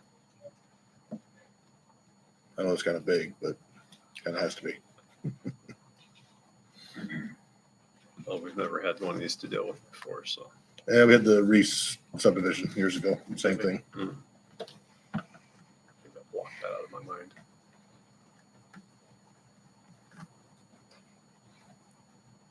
So the purpose of the comprehensive plan is to drive the ordinances. And then our purpose is to determine whether or not the subdivision meets the ordinances. If the subdivision meets the ordinance but does not meet the comprehensive plan, then the problem is with the ordinance. Then the ordinance doesn't meet the comprehensive plan, right? So I do believe the ordinance meets the comprehensive plan. So really the question is, does this meet the requirements of the ordinance? Which is a box checking question, but I do think that the points of the water, especially the water, I mean, we've done a test on the well. Will it be sufficient to resolve the issues in the area? That is a question that hasn't been answered. And Pendlebury has not yet been updated. That's a question that hasn't been answered. So those are two elements of the ordinance that are probably okay, but we don't know that for certain yet. So it really is a question of whether or not we're satisfied of whether the water and the street issues meet the requirements of the subdivision ordinance. I'd like to just make a quick observation. I don't know if that's the right term for it, but before the councilwoman was elected to council, she was the chair of planning and zoning. And she was the chair of the comprehensive plan rewrite. So she's probably as close to an expert on the comp plan as we have. I will say I know the new one that hasn't been adopted yet a little better than the old one, but yeah. I do too. Yeah. The issues that you brought up are the reasons why I voted no last time. Just really don't need to say anything more than that. Okay, I'll mention on the well, the tests did come back. The water, the sufficiency of water, the pressure, and the quality of the water all meet or exceed our requirements or DEQ's requirements. And I believe that was why we held up that conversation at the last meeting, was to get that water test result. So as far as I'm concerned, the water is done. We'll be starting on drilling the production well right after the first of the year. Does anybody have any questions for Travis, or can he sit down? I think you should stand. You just stand there uncomfortably for the rest of the evening. Man, I don't think there are any questions for you. we'll yell at you. Okay, thank you. So I'm interested, Debbie, talk a little bit more about why you think those two items Well, because they're unknowns. may or may not. They really are unknowns. I do have faith that the well is great consumption. It's not, it's going to significantly skew that average. Well, this last year, we did have a longer, warmer than average summer. Mhm. And that led to a lot of people running their sprinkler systems a lot more than they normally do. That was the cause of the water pressure problem, particularly on the east side. People get used to water pressure being at a certain point, and when it drops below that, they think there's a big problem with the water system. And it isn't that, it's the irrigation. We typically use 1.5 million gallons of potable water a day during the winter. Mhm. During the summer, it runs 8.5 to 9.5 million gallons. That's a lot of water just going into the ground. And a lot of people feel that the best time to water is between 10 o'clock at night until 6 or 7 in the morning. You get better pressure if you water at 8. That's when I water.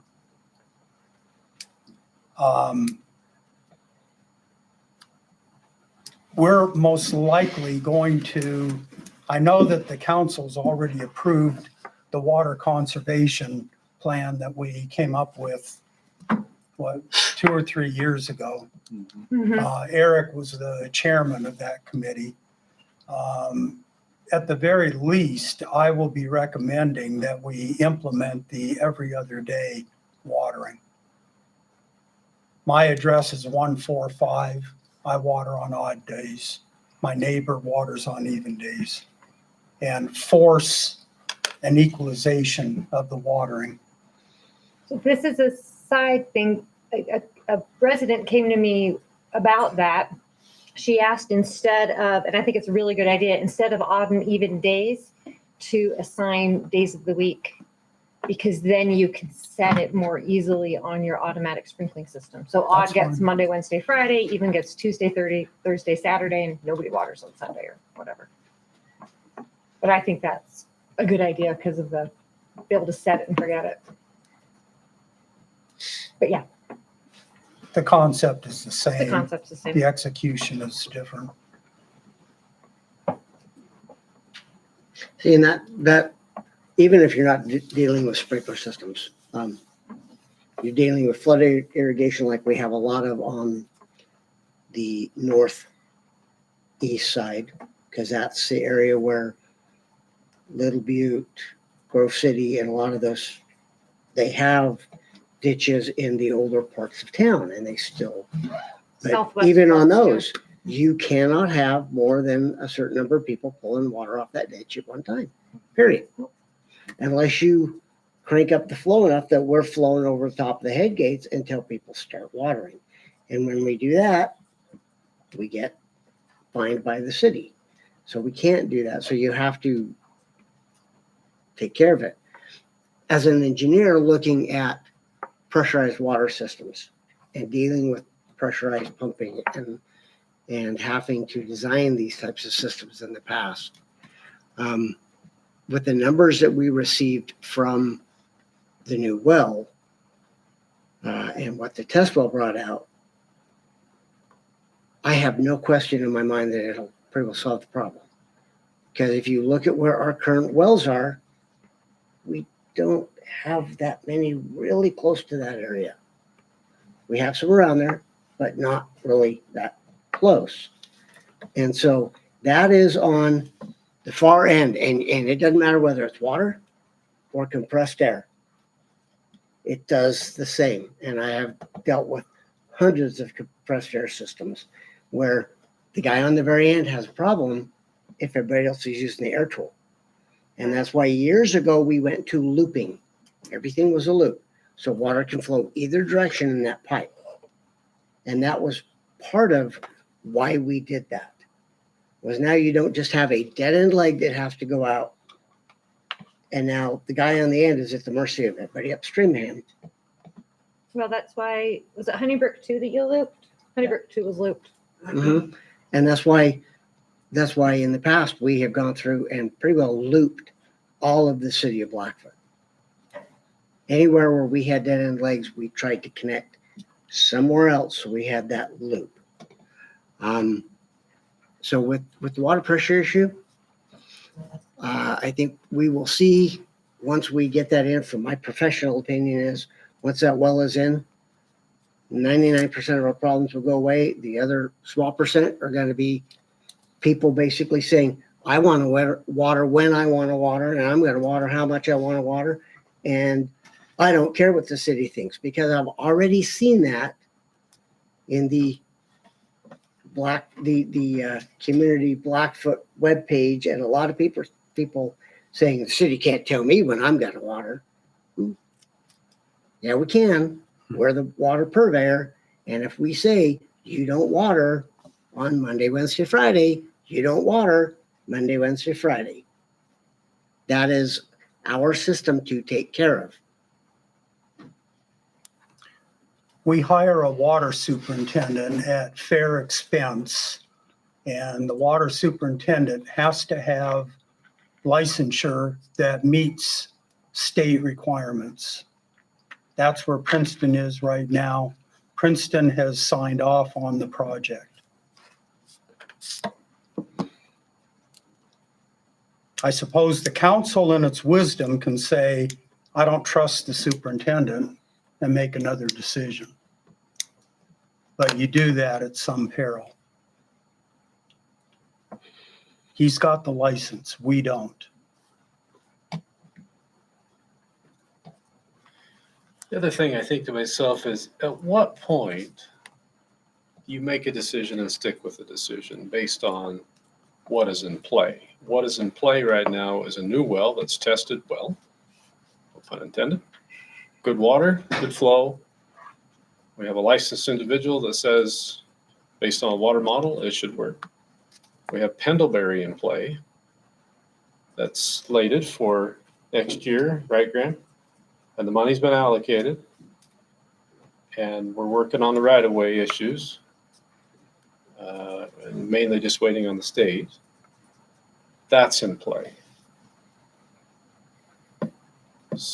So wait and see what? Do we want to see a brand new road in place and then measure the traffic on it? Or do we look at a model? I mean, what do we do? That's the point I'm at. What do we do at this point? What decision do we make based on what's already in play? As far as to some of the points of the comprehensive plan, if property owner has property rights and meets all of the ordinances, checks all the boxes according to the zoning on it, as long as that he meets all of the ordinances and checks all of the boxes on it, and how does that get overridden by public opinion? Well, see what I'm going for? I do see what you're going for. And the subdivision ordinance, it's an administrative decision, not a legislative one. So we're administering an ordinance, not deciding what feels good. Right.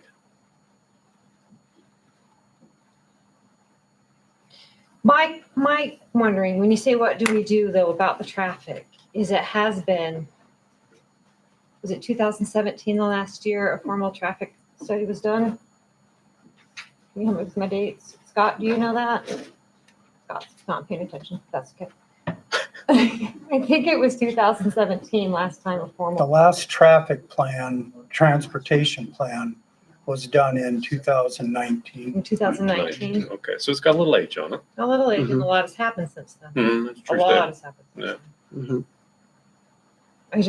I wonder. You've got a new elementary school. You've got also that's piloted that. You've got the high school that's now, kids are using Walker and Pendlebury all the time. You have the new tech center coming in play. That's now funneling, that's going to, because it's now coming online. And then you have Stoddard that's going to be repurposed also. So you have those kids coming online. Okay, that's all going to affect traffic in that area. So you need to keep that in mind. Yeah, that's Another a thing. very true statement. Yeah. You have Honeybrook 1 and 2 and townhomes at Cromwell that weren't there when that traffic study was Right. done.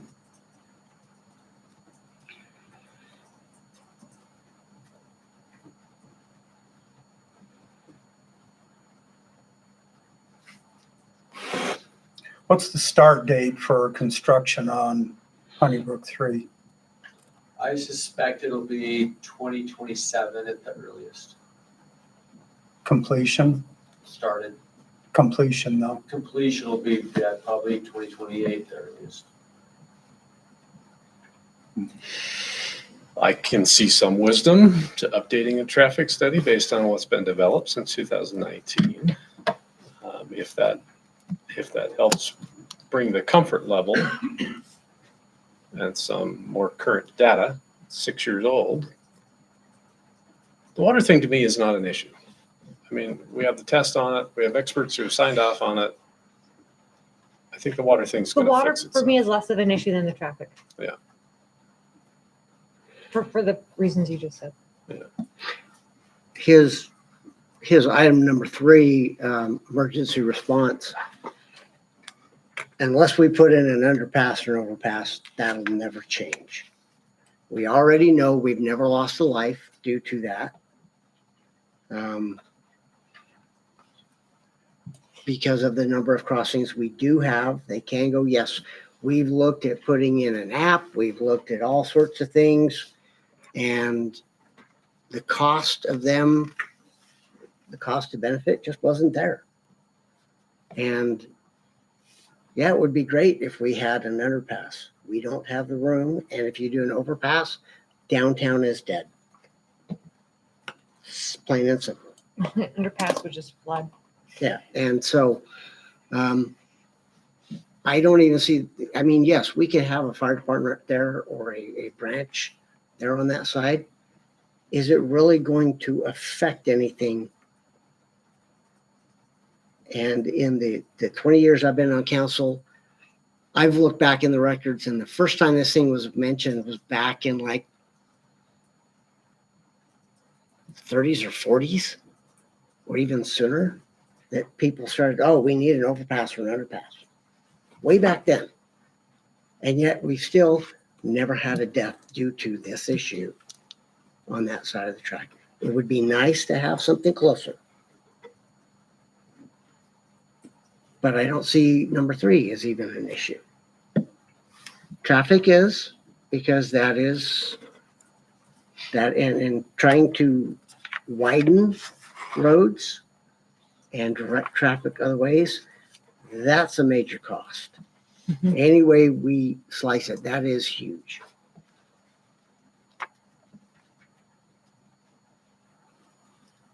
And yet I drive the one-ways all the time during rush hour. And once you get to the one-ways, those one-ways, even at rush hour, aren't that bad. Not even close.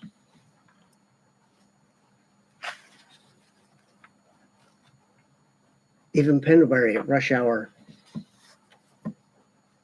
it's not necessarily great, but it's not horrible either.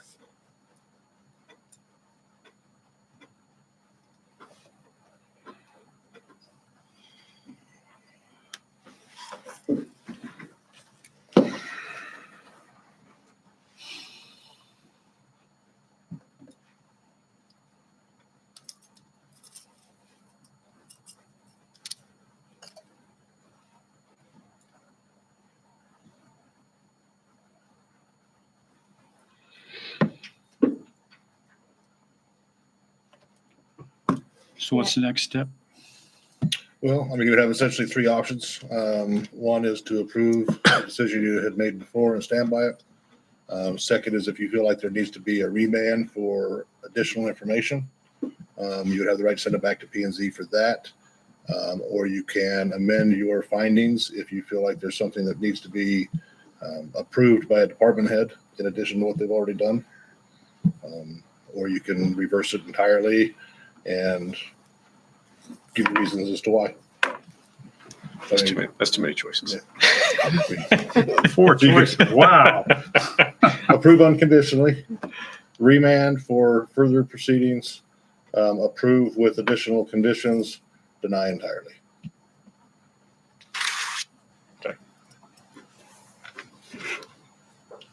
I'm sure you can throw the last one out for the feelings I'm getting. What was the last one? Deny entirely. Deny entirely. Yeah, I think that was probably not an option.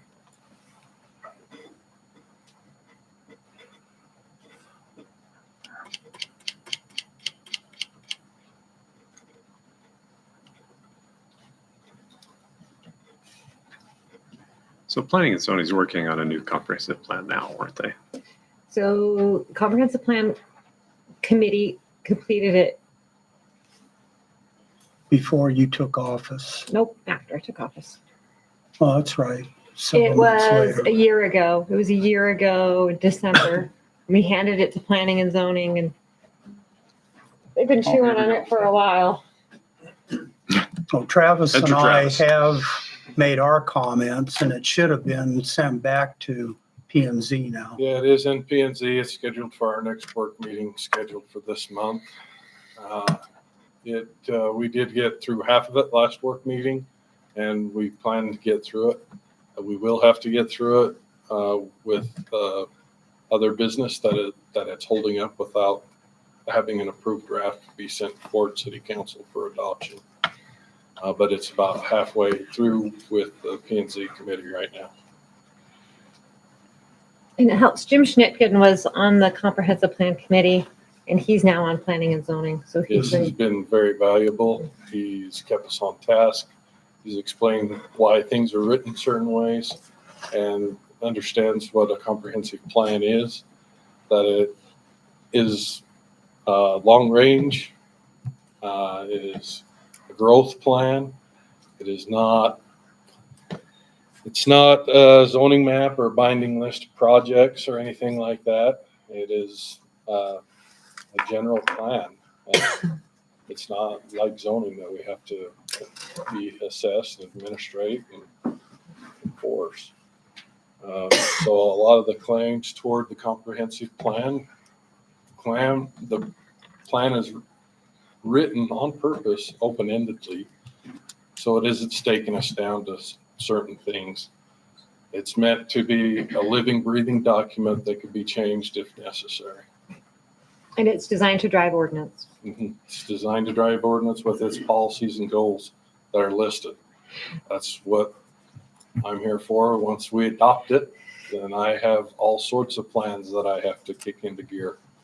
And I'm waiting for that so I can start doing my long range goals as well.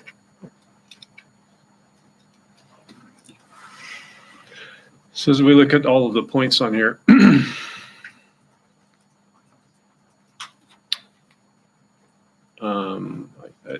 I guess the one that sticks out to me is, an updated traffic model or study. I mean, admittedly, it has some age on it, and things. And to your point, Skip, a lot of this happened since that was done.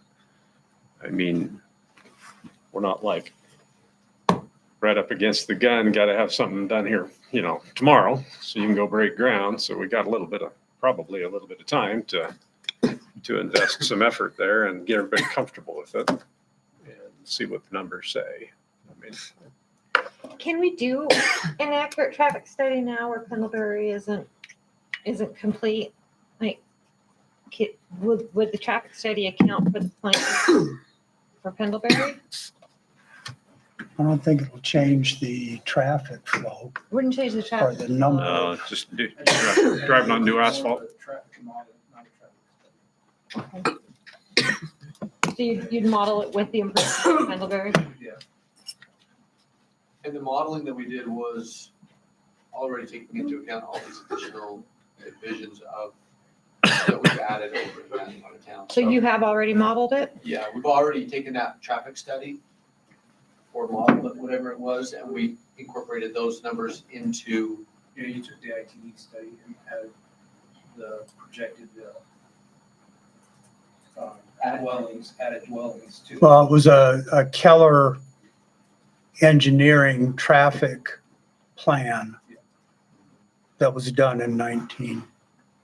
So even though it's old, it's older, the only thing that's changed is our developments, and we've taken that into account when we presented that. That was done by Connect. Yeah. Okay. Not, but I don't know what I kind of didn't realize that influence had been done. the school building and all of that stuff, and that's in that general area. It is. I don't know that it wouldn't hurt. Farther east. Well, farther I don't west. think what the school is doing is going to affect traffic. Well, it is, but not It in is. this area. Or is it? I mean, it's It definitely already affecting has. it down on With the Walker new and Fisher. elementary, the way the flow of traffic flows at new elementary, it has affected flow. Oh, I'm sorry. I was talking to BTEC and Oh, I'm- Stoddard. That's not going to Oh, yeah. change the number of Well, students. we don't know that yet because we don't know the amount of kids are going to be in that building. So that's but that's in addition, that's a future thing because that's going to be open to Bingham County. That's not just Blackfoot residents that will be going to that school. That's Bingham County. Okay. And so you're going to have kids coming in from. But they're not gonna be driving down Pendlebury No. necessarily County to get Only the there. Blackfoot, well, I was gonna say, it's only the Blackfoot residents that are gonna drive down Pendlebury, but we do have unincorporated county farther Mhm. east that isn't. But on Yeah, which that is side, if you not look very at the many roads, unless we have farmers that start selling off an awful lot of land and doing developments in the county, it's not gonna greatly increase anything coming down that No, uses Pendlebury yes. as a main feeder or so forth. The new elementary has definitely impacted Walker though, Oh, no which question. Yeah. is an exit for this area. Yeah, with You the have- schools you and stuff, basically it have will Bridge affect and from those Walker to schools get out. to the highway. It will. It'll affect those. It affects Fisher Street. In the summertime, Fisher Street is nice and calm. In the wintertime, Fisher Street is a nightmare because of the buses. Well, buses and teenagers. Buses and teenagers. Mhm. Luckily now with the sidewalks, at least the kids who are walking have a place to walk. That's actually very nice. So. Okay, well, So back, traffic model has been done. I don't know how I missed that. back to the issues here. We talk about water, I think, at least in my mind, I'm comfortable with water. I think that's as one who's been affected by that directly, living on that side of town, I look forward to that coming into play and have faith that that'll fix that problem based on the people who have the license and who know how to run a model. Your point about the train tracks and such and the accessibility of fire and emergency services over there, I think we've proven time and time again that we haven't had any major issues because of the train And when- for those things. Right. When we were working on the comprehensive plan, I talked to the fire chief about it to say, okay, what do you want in this plan about fire in the east part of the city? And he said that it really isn't as, forgive me if I'm like misquoting you, said it isn't as big as an issue as one might think that it is. We're delayed by trains every once in a while. We can get there, but we are delayed. You're delayed. Yeah. It's like everybody that feels to work in the morning from that side of the tracks. You're delayed. You get there, but you're delayed. Mhm. It meets the density requirements for the zoning. Correct? Mhm. They're using surface water to do the watering of the grass. That was one of the things they're doing. Yeah, that can absolutely have to do that. So, I mean, to one of Ken's points that I do appreciate is the traffic that goes through number 2 to get to number 3 and how that all works, how that all plays nicely together or doesn't. You know, if it's a hazard to people or if it, flows properly. I guess that is, in my mind, something that's. well, and it looks like on the map, there are provisions to add roads when things become available. Now, I've seen developments larger than this in other cities that they have 2, maybe 3 inlets, outlets, and it's this whole huge development. There's one right off the freeway in Chubbuck. You got all sorts of fourplexes, all right there. Huge, huge subdivision. There's really not that many ins and outs of it.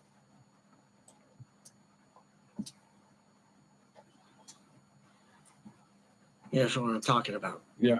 Yeah. And I've seen them. I've seen them in Utah. I've seen them in Boise, where you have a development that's larger than this. It's got. Thought about speed bumps or anything like that to control the That doesn't speed that goes necessarily through? mean that they're good if they have, I mean, if just because they exist doesn't mean that that's Right. good. Right. Yeah, and that's, I mean, they're private drives, so we can add speed bumps if our residents feel like it's a danger, so. But I'll ask Scott on that. He said no. City road. But I'm talking about the private drive. Private drives. That's up to Yeah. your P. Or you could do a dip so you could still plow snow. It's hard to plow snow on a. Oh, that is true. Good point.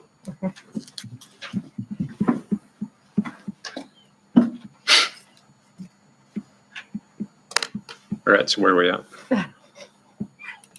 Probably we got to pick one of the 4 options. Well, we've eliminated option number 4. Okay, Right. still So it's got one of the 3. 3.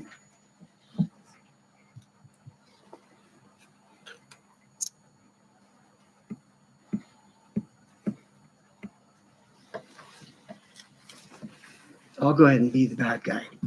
I will move that we leave the approval as it is.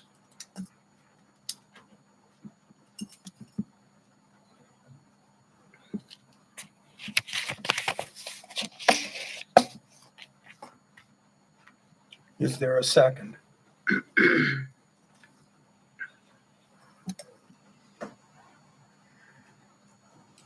Okay, the motion dies for a second.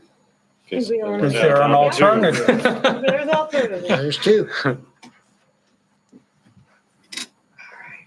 So we were wanting a traffic model, but we have one. Or an updated one, Or an I guess. updated one. Okay, Mr. we- Hunter, when was that traffic model done that you did, We updated it for this current, just for this current project? and so, yeah, if you want, what are you looking for? Because what it's modeled for, the stop signs are perfectly adequate for that area. And the road widths and everything? And the inlets and the outlets and all the good things? Like when Pendlebury is constructed, in the spring, the drive lanes are not gonna change. There will be an added turn pocket. Right.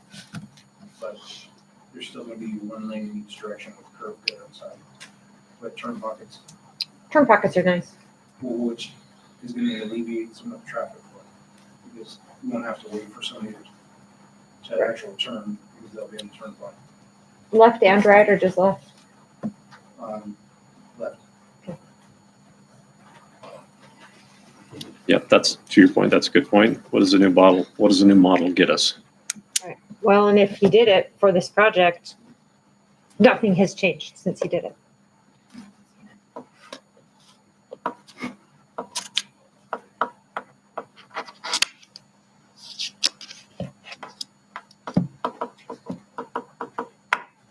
What were the other 2 we were down to? So yeah, I mean, you're approving as is, but that obviously failed for a second, but you're kind of discussing whether there's additional conditions, but I'm not sure you've gotten. What are we talking about? He's got a traffic study that's new and a street superintendent who's approved that part of it. So you're kind of right there. I mean, and if the traffic is what's giving us heartburn, I feel like it's been resolved. Right? So do you have a motion?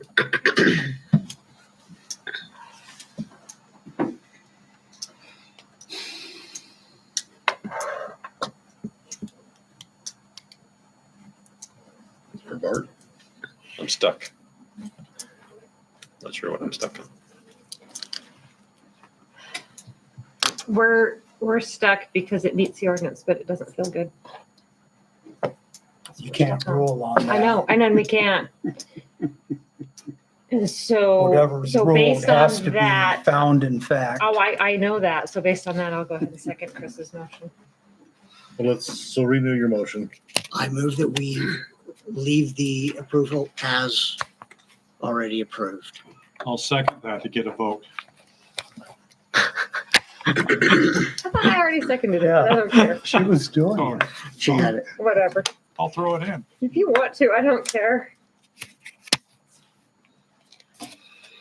One way or the other, we've got a motion and a second to uphold the previous decision. Further discussion? Madam Clerk, please call roll. Councilwoman Barlow. Yes. Councilman Brown. No. Councilman Gardner. No. Councilman Jensen. Yes.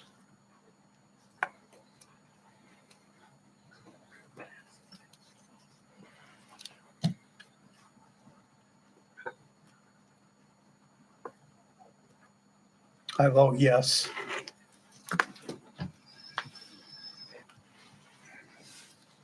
Okay, based upon that vote and with the discussion, I'll do a separate set of findings of fact that kind of supplements the decision that you had from P and Z. And so the decision would be final next month upon approval of those. Okay. Okay.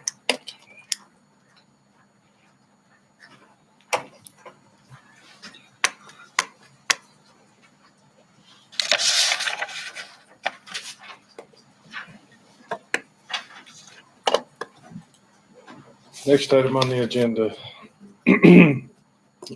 This is code that was adopted by PNC. This is to update our city's annexation code. Folks, I'm sorry, we have a speaker. Thank you. To update our annexation code to meet the state statute. It refers directly back to it, and also updated definitions for annexation, consent, and compliant consent, contiguous landowner, planning and zoning commission, and subject land. Introductory paragraph clarifying the intent and purpose of annexing. Changes were made to the original introductory paragraph to align with the state statute. The state statute is kind of built an expressway for full consent for annexation, but it also requires a lot of consent from property owners. If it is a city introduced annexation, it'll take 60% of the property owners of the outlying property to have given their consent and recorded with the county, and out of them 60, they'd have to own 50% of the land. And that is directly from the state statute, and our city code refers directly back to it. And then new ordinance number 2281. 81. Okay. Mhm. Yep. And so, and like Travis says, this is just now complies with state statute again since they changed it here last year. This ordinance number 2281 would be an ordinance of the city of Blackfoot, Idaho, amending Title 11, Chapter 1, Section 3, and Title 11, Chapter 6A, Section 3, regarding annexation of property in the city limits and providing for the effective date. Be it ordained by the mayor and the city council of the city of Blackfoot, Idaho as follows. Section 1, Title 11, Chapter 1, Section 3, and Title 11, Chapter 6A, Section 3 shall be amended pursuant to the proposed attached hereto as Exhibit A, and that the effective date of this ordinance shall be after passage of publication as provided by law. Just need a motion to approve that and waive all required readings. Do we have a findings of fact and conclusion that we have to do? You can adopt that from PNC. Okay, Then I move that we adopt the findings of fact and conclusions as presented and approve ordinance 81, 2281. 2281 as presented and waive any further readings. I'll second that.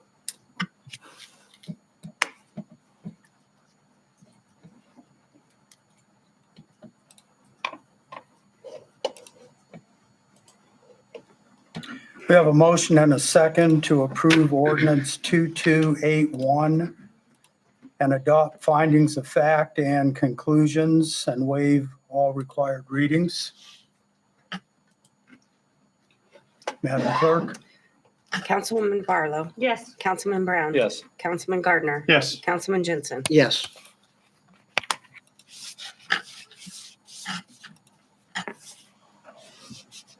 Thank you, City Council. That takes us to the end of the agenda. The meeting is adjourned at 9:27.